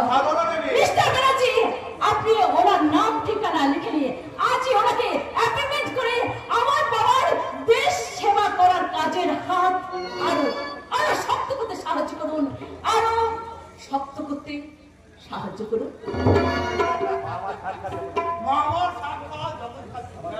আমার মনের কথা বুঝতে পেরে সেই কথাটাই নিজের মতো করে স্যার মিস্টার রবি ব্যানার্জি, আজ লোকে আপনার লেখা দিয়ে বলছিলাম আপনি সত্যি বলছেন?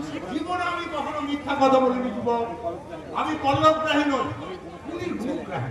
তাই তোমার মতো সাহসী তেজস্বী শক্তিমান যুবককে আমি আমার কোম্পানির কাজে নিযুক্ত করলাম। আমি কি স্বপ্ন দেখছি? কার মুখ থেকে উঠেছেন স্যার? আমি আমার মায়ের মুখ থেকে উঠেছি।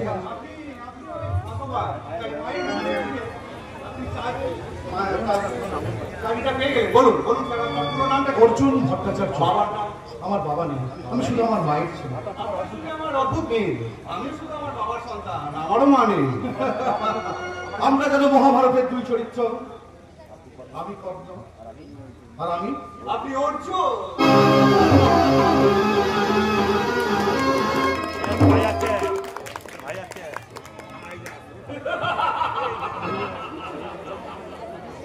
এ যুগের আদর্শ যুবক অর্জুন ভট্টাচার্য হলেন অভিমন্যুর বদলে নিজেই সেবাব্রত গুপ্তের চক্রগৃহে প্রবেশ করলেন। না প্রবেশ করার উপায় ছিল না স্যার। গুপ্ত সাহেবের কাজ আর কলে সারা বড়ই সাবধান। আস্তে কথা বলো সঞ্জয়। কেন স্যার? ভুবনবাবু বাড়িতে না থাকলেও হ্যাঁ আমার কোন অঞ্জলি থাকে, তাও সে শুনতে পেলে ভুবনবাবুকে বলে দেবে। তাহলে কি স্যার কলিযুগের ভীষ্ম ভুবনবাবুকে আপনি লাইনে আনতে পারলেন না? ডিস্টার্ব করো না সঞ্জয়। এখন বলো, মিস্টার গুপ্তের কাজটা শেষ হয়ে গেলে হ্যাঁ। আমার শেয়ার কত থাকবে? 25,000। 25,000? হ্যাঁ স্যার। মাত্র 25,000? হ্যাঁ। তুমি কি জানো সঞ্জয়, 25,000 টাকা এদিকে নস্যি। ঠিক আছে স্যার, আপনি ওই পুরোপুরি 50,000 টাকাই পাবেন। আপনি শুধু সেটা একটু বড় লোকের থানায় আটকে রাখবেন। টাকাটা কখন পাবো? কাল রাত 8টায়। 8টায়? হ্যাঁ স্যার, সামনে যে মাঠটায় বাচ্চারা খেলা করে, আচ্ছা। ঠিক মাঠটার ঘরটার পাশে খাটটার উপরে যে 7টা আসর বসে, সেখানে একটা খোড়া ভিখারি লোক আপনার হাতে মালের বান্ডিলটা পৌঁছে দেবে। আপনি সেটা সরিয়ে রেখে সোজা চলে যাবেন ব্যান্ডেল। কিন্তু দেখবেন স্যার, হয় না যেন কোনো স্ট্যান্ডেল। চলি স্যার। এই যা, ছিঁড়ে গেল আমার স্যান্ডেল। না শুনবে, টাকা চাই, আরো অনেক টাকা, 50,000 টাকা, আরো কয়েক লাখ 50,000 টাকা পেলে তবে আমি আমার এই বাড়িটা কমপ্লিট করতে পারবো। আর বাড়ি হয়ে গেলে গাড়ি, আর গাড়ি হয়ে গেলে নারী সিনেমা হিরোইনের মতো সুন্দরী সুন্দরী নারী চাই বাবু। কি বললে তোমার? গাড়ি বাড়ি হয়ে গেলে তো নারীর দিকে টান মারে বাবু। গোপাল! এই বয়সে বিয়ে না করলে আবার কখন করবে? বয়সের তো একটা ধর্ম আছে নাকি?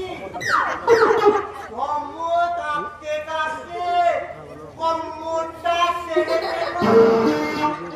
তাহলে জন্মটাই আপনার নেটতে হয়ে যায়, যেমন হয়েছে আমার।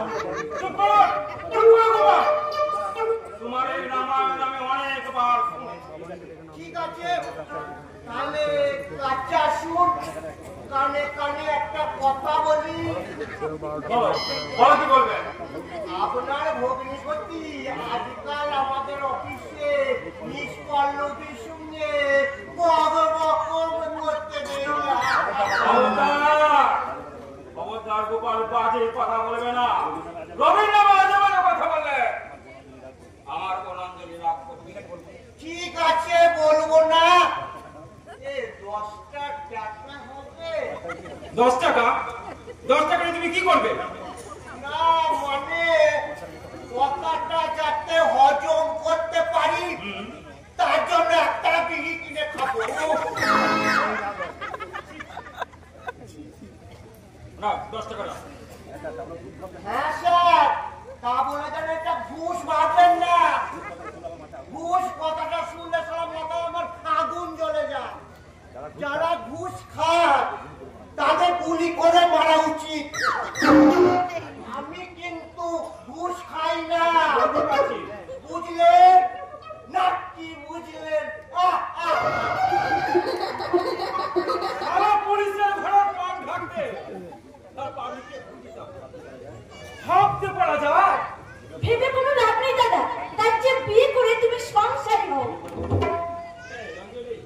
কথাটা তুই মন্দ বলিস নি, কিন্তু বিয়ে করে আমি বলতে তবে না একটু শ্বশুর মশাই কি সাহায্য? চুরি করতে, ঘুষ খেতে, পুলিশের পোশাক পরে পাবলিককে বোকা বানাতে? অঞ্জলি মুখ সামলে কথা বলবে। তুমিও মুখ সামলে কথা বলবে অনিরুদ্ধ। যাও থানায় যাও। বোন ভগিনপতির বাড়িতে আড্ডা মারার জন্য সরকার তোমার গায়ে পুলিশের পোশাকটা পরিয়ে দেয়নি। আপনার শুনলাম একটা কথা ছিল আমি ওসি, থানা নিঞ্চা, একজন সাব ইন্সপেক্টরের কথা, তাই আমি থানা বাড়িতে নয়। ঠিক আছে, থানাতেই শুনবেন, থানাতেই আমি আপনাকে বলবো। তবে একটু বোধহয় ভুল করে ফেলেছেন। আমি শুধু সাব ইন্সপেক্টরই নই, আমি আপনার ছেলের সম্বন্ধে বাকিটা না পরে বলবো। বৌমা, আমি কি সত্যি কিছু ভুল করে ফেললাম না? না বাবা, আপনি ঠিক করেছেন। তাহলে শোনো, আমি বাড়িতে বাবা, থানায় পুলিশ। আমার একটা চোখ বাবার আর একটা চোখ বাঘের। তাই তুমি তোমার দাদাকে সাবধান করে দিও, আর আমি সাবধান করে দেব আমার ছেলে রবিকে। বাবা, এখন কি আপনার অফিসের ওভারটাইম চলছিল মিস্টার রবি ব্যানার্জি? এত রাত্রি পর্যন্ত তুমি কোথায় ছিলে? আমি জিজ্ঞাসা করছি বাবা, আপনি ভিতরে চলুন। ভয় কেন? ভয়ের শেকল পরে নারী গর্ভবতী হয় না। মেয়ে হয়ে জন্মেছ বলে তুমি কোনো অপরাধ করোনি।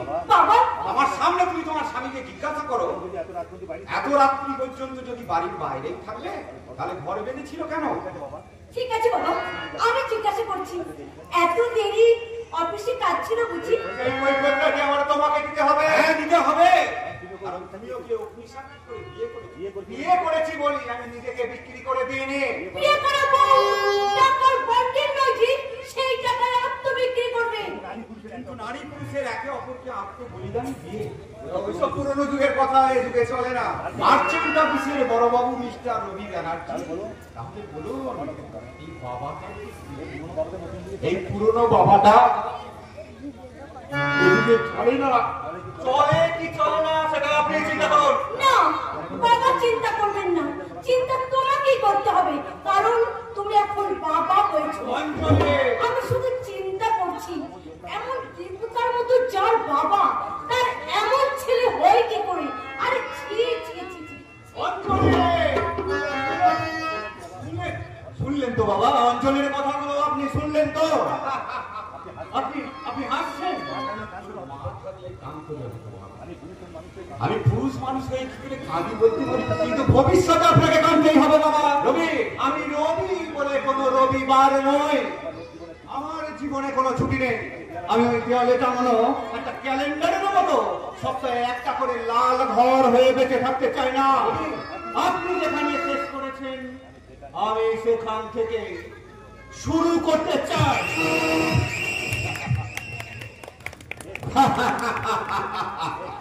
শেষ থেকে শুরু, অতীত থেকে বর্তমান, কিন্তু আমার হিসেব মিলছে। কি করে নিলবে? ইন্দ্রপ্রস্থ অর্জুন যে পেস্তাবাজারের কাছে ভাষা নিয়েছে, খবর পেয়েছেন? খবরের কাগজে পড়েছি। পরে মারামারি লেগে যাবে। রাজনৈতিক মারামারি কার সঙ্গে? সাহসী যুবক অর্জুনকে নিয়ে। কেন? দক্ষিণ পন্থীরা বলবে অর্জুন আমাকে, বামপন্থীরা বলবে অর্জুন আমাকে। অবশেষে মধ্যপন্থী কুন্তি মায়েরা কুন্তি নিয়ে কানতে বসবে। হাসবেন না, হাসবেন না। কি ভাবছেন? ভাবছি আমার ছেলে সোম যদি অর্জুন হতো, কিংবা অর্জুন যদি আমার ছেলে হতো, তাহলে গর্বে অহংকারে মুখটা আমার খানায় খানায় ভরে দিত। সেই ছোট্ট বাচ্চা সোমকে নিয়ে ভারত যে কোথায় হারিয়ে গেল, আমি তাদের খুঁজলাম, কোথাও তাদের সন্তান। আর যাই হোক, পান্নামাকে পুড়ে তো মরেনি। সংসার চালাচ্ছে, হ্যাঁ, কিংবা ঝিঝিরি করে বাচ্চাটা বেঁচে আছে কিনা মরে গেছে, কেমন আছে, কোথায় আছে, আপনি ভাবুন, আপনি খুঁজুন। আমি ততক্ষণ দেখে আসি তারা কোথায় আছে। আপনাকে বলবো না, আপনি খুঁজে নিন, আপনি খুঁজে নিন। আপনি যদি তাদের খুঁজে পান, তাহলে তাদের কাছে গিয়ে বলবেন আমি তাদের ভুলিনি, ভুলতে পারিনি, ভুলতে পারিনি, ভুলতে পারিনি। আর আমি পারছি না। নিজের মনের প্রশ্নের উত্তর দিতে দিতে দেহ মন আমার ক্লান্ত হয়ে পড়েছে। মাথায় মাথায় অসহ্য যন্ত্রণা, জোরে গা পুড়ে যাচ্ছে। ঠাকুর, আর কতদিন আমি নিজের সঙ্গে নিজেকে যুদ্ধ করে বেঁচে থাকতে হবে? আর কতদিন? এইভাবে কান্নাকাটি করলে ওষুধে কোনো কাজ করবে না। ওই আমি কাঁদিনি তো বাবা। না না, তুমি তো হাসছিলে। দাঁড়াও, দাদা আসুন, সব বলবো। না বাবা, না বাবা, জয়, অর্জুনকে তুই কিছু বলিস না। বলবো না, যদি বলিস তাহলে বলবি মা ঠিক ওষুধ খেয়েছে, তাই মায়ের জ্বরটাও কমে গেছে। কমে গেছে কি বেড়ে গেছে? ওই দেখি। আচ্ছা, তুই বড্ড জ্বালাতন করিস, দেখ।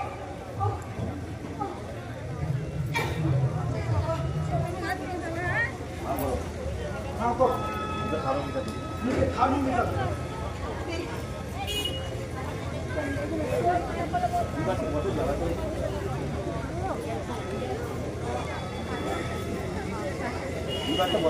বাচ্চা, বড্ড জ্বালাতন করিস তুই। আমার মাও ঠিক এই কথাই বলতো। বলতো রাগ করিস না বাবা, শুধু ওষুধ খেলে আমার রোগ, আমার যে মনের অসুখ করেছিল। পৃথিবীর সব মায়েদের বোধহয় মনের অসুখ করে, তাই না মা? হ্যাঁ বাবা জয়, আর সেই মায়েদের অসুখ ডাক্তাররা ভালো করতে পারে না, ভালো করতে পারে তাদের সন্তানেরা। বড়দাকে তুমি ভুলতে পারোনি, তাই না মা? ওসব কথা বাদ দিয়ে তাদের ঠাকুর দুটো লুকিয়ে রেখায়, নানা অর্জুন এসে দেখতে পেলে বলবে, হ্যাঁ রে, অর্জুন এসে আমায় কি বলবে জানিস? কি বলবে? কি মা, তোমার জ্বর হয়েছে?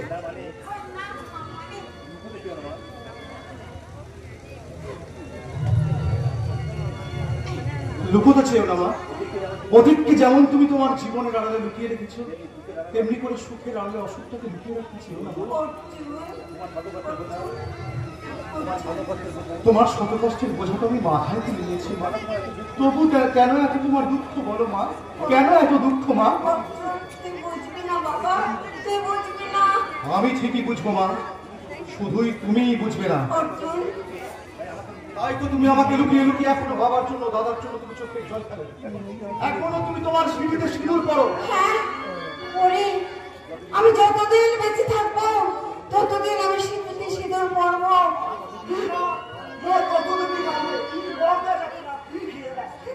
জয়, চুপ কর। আজে বাজে কথা বলে আমার মাথা গরম করে দিস না।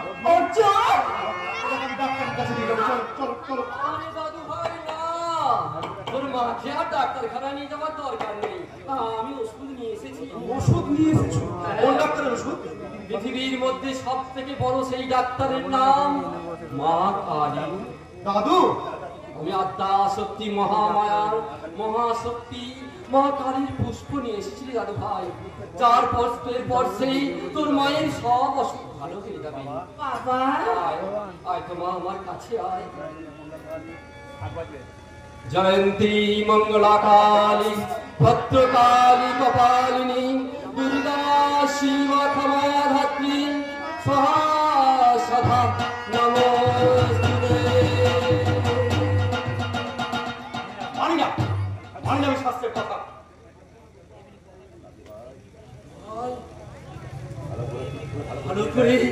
ভালো করে তুই চেয়ে দেখ, চিঠিতে সিঁদুর পরে আমার মাকে জগদ্ধাত্রীর মতো মনে হচ্ছে। দাদু, তোমার ওই জগদ্ধাত্রী মনে হওয়া মায়ের স্মৃতি থেকে যতদিন সিঁদুরটা তুলে না দিচ্ছ, ততদিন আমার মায়ের অসুখ সারবে না। তুই এত বড় কথা তুই আমার সামনে বলতে পারবি? তুই আমার সামনে আমার মায়ের বৈধব্য চাইলি? মা, তোমরা আমাকে ক্ষমা করো। মায়ের কথা ভাবতে ভাবতে আমি মাঝে মাঝে আমার মাথা ঠিক রাখতে পারি না। আমি যখন খুশি যা আমার মুখে আসে বলে ফেলি মা। আমি ভুল বলেছিলাম, আমি ভুল বলেছিলাম। আমি আমার মাকে রাজেশ্বরী রূপে দেখতে চাই। মা,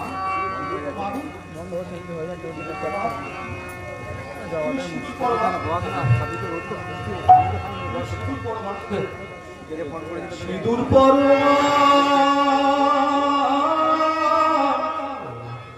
সিঁদুর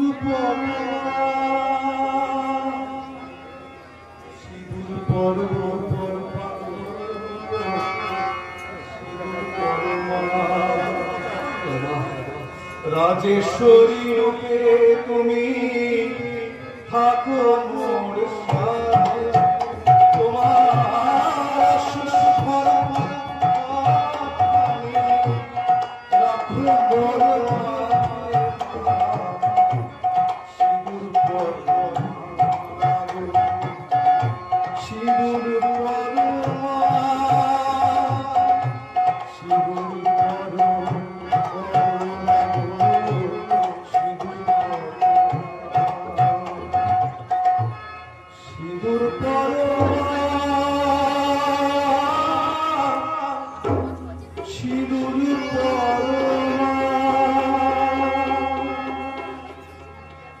সিঁদুর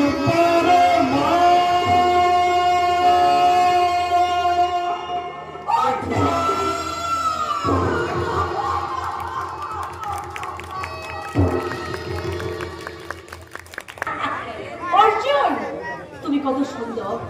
তোমাকে প্রথম দেখে আমি বলেছি তোমার একটুখানি পরশ পেয়ে আমার সারা শরীরে শিহরণ জেগেছে।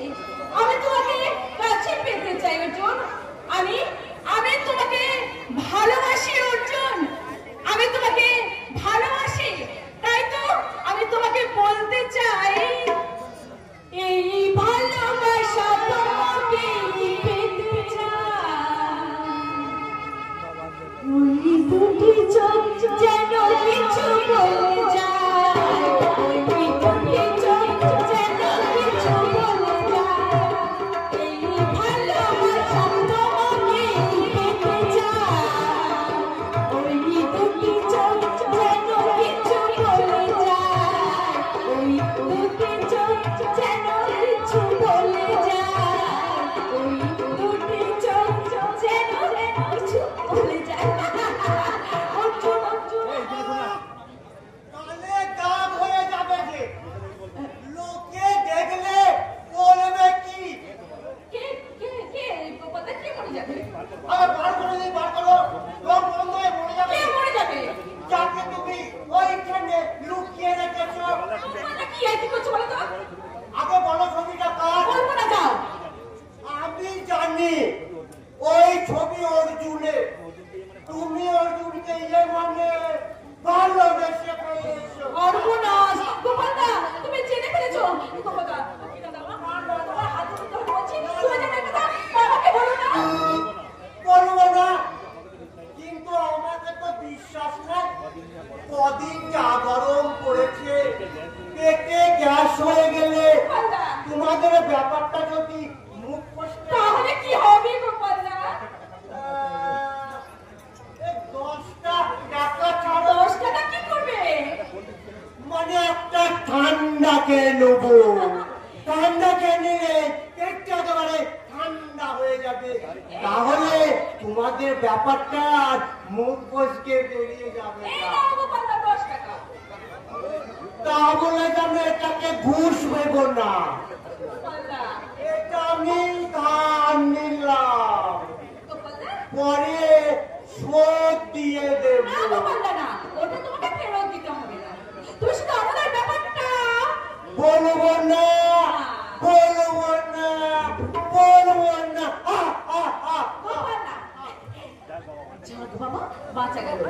এই অর্জুন, আমার বিপদ দেখে তোমার তো মুচকে মুচকে হাসি হচ্ছে কেন? তুমি একবার আমার সামনে এসো, তোমাকে আমি মজা দেখাবো। যাও, দুষ্টু কোথাকার। আমি তো তুমি হঠাৎ আপনি থেকে অর্জুন, আপনি বোধহয় ভুল করছেন। ভুল করি তো আমি নির্ভুল হতে চাই, প্রেমে পড়ে প্রলাপ বকছো তুমি। কিন্তু বিলাপের কোনো কারণ নেই। আমি আমার ভালোবাসার গানে তোমায় দান করলাম, এবার আমি চললাম। না না যেও না,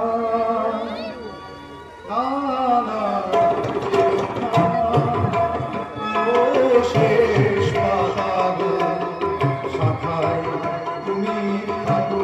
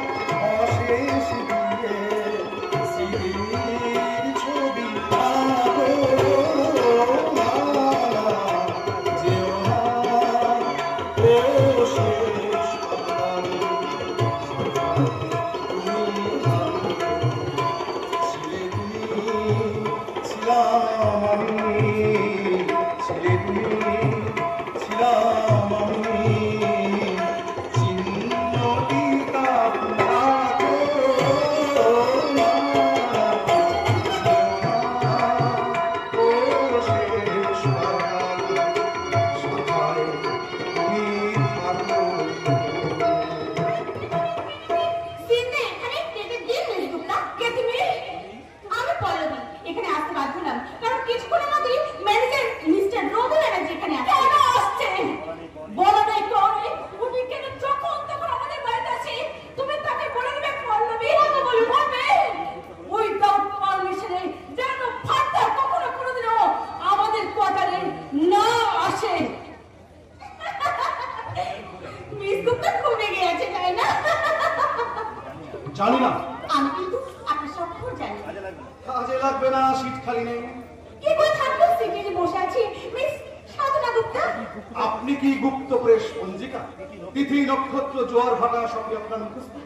আমার মুখে কি আছে জানি না, তবে আপনার চোখে আছে অপূর্ব নেশা, নিত্যে আছে অকৃত্রিম ভালোবাসা। আমার সর্বাঙ্গ জায়গা আছে তোমাকে অপর করে কাছে পাবার স্বপ্ন, মধুর আশা। উত্তরায়ণ কোম্পানির 6 মাসের অফিসার প্রেমের অফিসটা ভালোই চালাচ্ছে। বাজে কথা বলবেন না মিস্টার রবি। কি বললেন? আমি আপনাকে ম্যানেজার বাবু থামুন না। নিষ্পল্লবী ফাদার একটা বাজে কথা না বলে তুমি ইমিডিয়েট অফিসের ভেতরে চলে যাও। কেন? আর কিছুক্ষণ এখানে থাকলে কি খুব অসুবিধা হতো?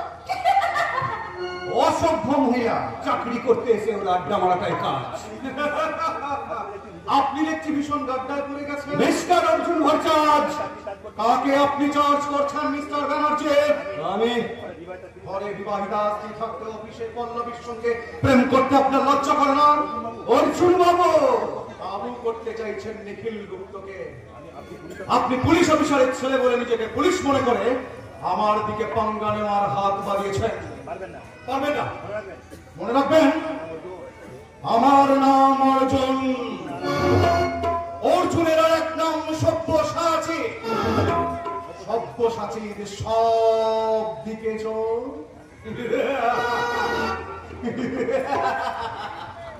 সব্যসাচীর সব দিকে চোখ না, তোমার সব দিকে চোখ নয়, তোমার ওই সবের দিকে চোখ।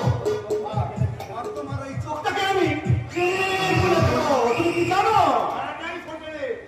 এক অসাধারণ সঙ্গী সুন্দরী যুবতী স্যার কাশ্মীর সীমান্ত ভাব ব্যাঙ্গেলের খাবারের দোকান থেকে পুলিশ উদ্ধার করেছে 30 লাখ টাকার কোকেন ও হেরোইন। দোকানদার পলাতক। ঝিলাম নদীতে নৌকা ডুবি, তাই এ পাতায় ভৈরবাবরা যাত্রা বিজ্ঞাপন।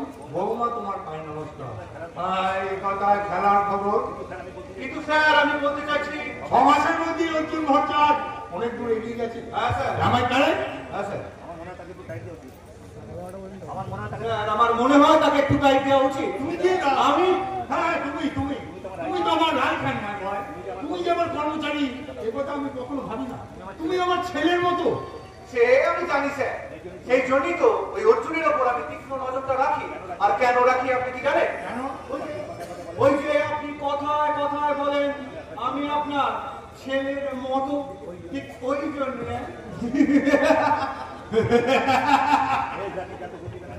বেশ রসিক যাদব নদী ব্যানার্জি, তোমার ঠিকুজি কুচি সব আমার জানা। শুধু জানি না মা ভারতী আর তোর ভাই সব সব রয়েছে। আজ মঙ্গলবার। হ্যাঁ মঙ্গলবার। নর্থ বেঙ্গলে বেবি ফুড পাঠানোর লাস্ট ডেট স্যার। আপনি চালানটা সই করে দিন।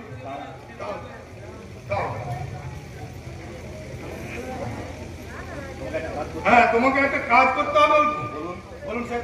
গুপ্তার কোম্পানির ম্যানেজার ওই রবি ব্যানার্জি। কেন স্যার? মিস্টার ব্যানার্জি তো আপনাকে ভীষণ রকমের শ্রদ্ধা করেন। হ্যাঁ করে। আমি তাকে মুখে বিশ্বাস করি আর মনে মনে বিশ্বাস করি তোমাকে। কারণ তুমি আমার ছেলের মতো। ওই ছেলের মতো বাবার মতো শব্দগুলো আপনি আমার সামনে উচ্চারণ করবেন না স্যার। ওই মতো শব্দটা আমার ভীষণ রকমের ঘেন্না জন্মেছে। আপনি শুধু আমার মালিক আর আমি আপনার কর্মচারী। এর মাঝে ওই মতোর মতো শব্দগুলো থাকবে না স্যার। কারণ আমি আপনার বেবি ফুড খাওয়া বেবি নয়। আমি আমার মায়ের বুকের দুধ খাওয়া দুর্ভিক্ষের শিশু। আমি এক অনাথ সৃষ্টি অর্জুন। ওই জন্যই তো তোমাকে আমি আমার কাজে নিয়োগ করেছি অর্জুন ভট্টাচার্য। দিয়ে দিন স্যার, দিয়ে দিন। আসুন আসুন সঞ্জয় বাবু। হ্যাঁ একেবারে সাদা পোশাকে। হ্যাঁ স্যার, সাদা পোশাকই আসতে হলো। আমাদের বড় দৃষ্টিটা আমি বলি জানিনি। আমি তাকে জানি কিন্তু সে আমাকে জানে না। হ্যাঁ বলুন অনিরুদ্ধ বাবু কত টাকা চেয়েছে? শুধু টাকাই চাইনি, টাকার আগে চেয়েছে মিস পল্লবীকে। আরে পাবে পাবে। হ্যাঁ তারপর কি? আপনি পবিত্র নির্মলকে ডাকুন। আমরা এখানে যাবে। দারুণ মেকআপ নিয়েছে। হ্যাঁ স্যার, একবারই চেনা যাচ্ছে না। কি করে চেনা যাবে স্যার? শত্রু যখন বন্ধু সেজে আসে তখন কি কেউ তাকে চিনতে পারে? হনুমান যখন ব্রাহ্মণ সেজে রাবণের মৃত্যুবান চুরি করেছিল তখন কি কেউ তাকে চিনতে পেরেছিল? না। হ্যাঁ না। হ্যাঁ তোমরা সব নিজে নিজের কাছে চলে যাও। আমি তো তখন কালকের সময় ওই দেশের মঙ্গল কামনা করি যে ভাষণ দেবো তার একটা খসড়া তৈরি করি। নিন স্যার, নিন নিন। আপনি একটা খসড়া তৈরি করে নিন। আমরা আমাদের খসড়াটা কালকের সভায় আমি বলবো বন্ধুগণ, কাশ্মীর সমস্যা আমাদের জাতীয় সমস্যা। দেশের বিচ্ছিন্নতাবাদ, পূর্ব ইউরোপের রাজনৈতিক পরিবর্তন, পাঞ্জাবে উপপন্থীদের আক্রমণ, অসমে বড় আন্দোলনের সমস্ত কিছুর বিরুদ্ধে প্রতিবাদ করার জন্য নতুন কিছু বেবি চায়। আর এই দেশে 80 কোটি বেবিদের হাত শক্ত করার জন্য চায় গুপ্তান কোম্পানির অরিজিনাল বেবি ফুড।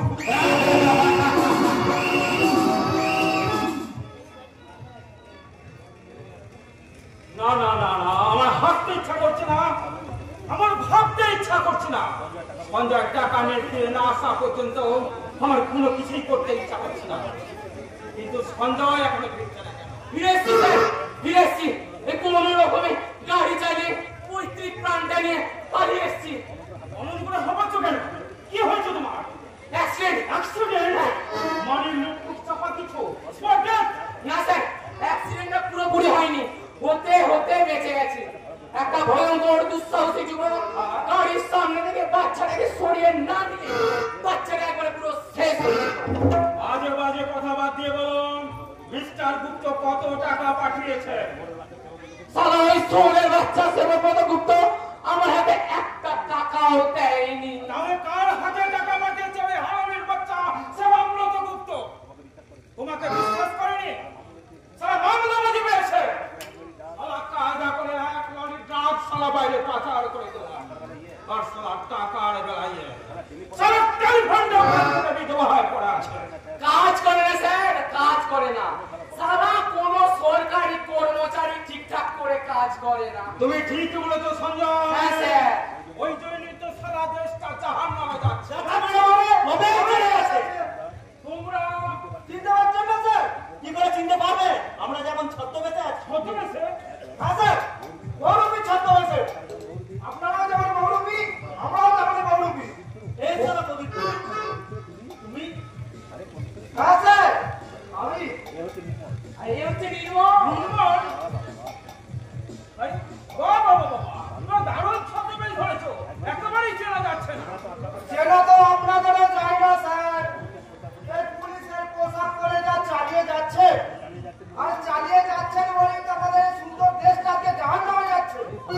এই চলো পবিত্র, তুমি লাইন চেক করলে দেখে বলতো, মাঝে মাঝে তোর মুখ থেকে উল্টো পাল্টা কথা শুনছি। তুই ঠিকই বলেছিস নির্মল, আমি একজন বাবুর মতো সিস্টেম চেঞ্জের কথা ভাবছি। পবিত্র, আবার শুধু অর্জুন বাবুর নামটা শুনে আপনারা চমকে উঠলে, সেটি দারুণ দুঃসাহস নিয়ে ছাপিয়ে পড়ে একটা বাচ্চা তার মাকে বাঁচালো, তা যদি একবার দেখতেন। যাকে এই নিন আপনাদের আগের টাকাটা। আমি চললাম। তুমি চলে যাচ্ছ, তোমার ভাগের টাকাটা নেবে না। আমার প্রথম ভাগ শেষ, এবার বর্ণ পরিচয়ের দ্বিতীয় ভাগ শুরু। তাহলে ব্যাপারটা কি? আপনারা বুঝবেন না স্যার, পবিত্র পাপের লাইন থেকে পা তুলে নিতে চাইছে। আচ্ছা, অমর ভাই, ও সভাপতি গুপ্ত করে চেনে না, চলে স্যার। তোমার ভাগের টাকাটাও নেবে না? আমি আমার ভাগের টাকা অনেক আগেই বুঝে নিয়েছি স্যার।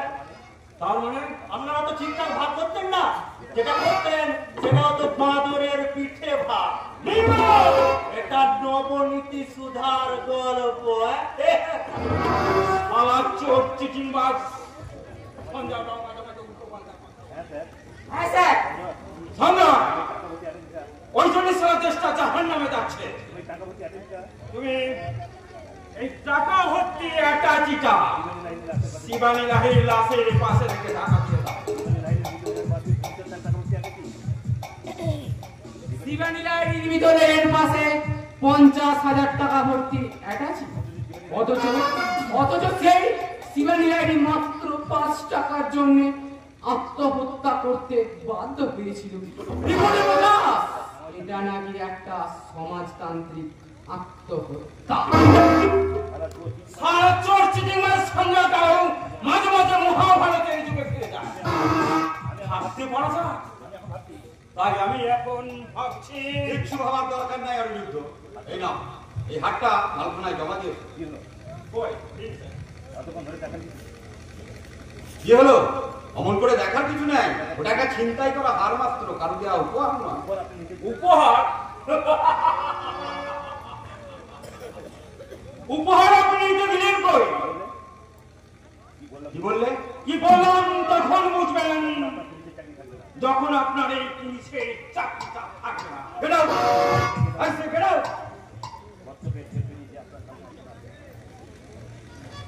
কর্তব্যের গেট পেরিয়ে যখন আপনার সামনে এসে হাজির হয়নি, তাকে আপনি গেট আউট বলছেন। কে তুমি? আমি অর্জুন। তোমার কোলে ঘুমিয়ে থাকা ছেলেটি কে? অর্জুন পুত্র অভিমন্যু নয়, হয়তো কর্ণপুত্র বৃষকেতু হলেও হতে পারে স্যার। আমার সামনে রহস্য করে কথা বলছো, তোমার সাহস তো কম নয়। আপনি তো জানেন স্যার, অর্জুন দুঃসাহসী ছিলেন বলে ভগবান শ্রীকৃষ্ণ তার রথে সারথি হয়েছিলেন। বাহ, কি অপূর্ব তোমার শাস্ত্র জ্ঞান। শুধু শাস্ত্র নয় স্যার, আমি এক জান্তব ইতিহাসের ছাত্র, বিজ্ঞান আমাকে অজ্ঞান করতে পারেনি। কি বললে? আমার ভূগোল নয় স্যার, ওরা ঠিক মতো। তাই তো পাগলের মতো আমি সুকান্তের ভাষায় চিৎকার করে বলি, খোদা রাজ্যে পৃথিবী গত্যময়, পূর্ণিমার চাঁদ যেন ঝলসানো রূপে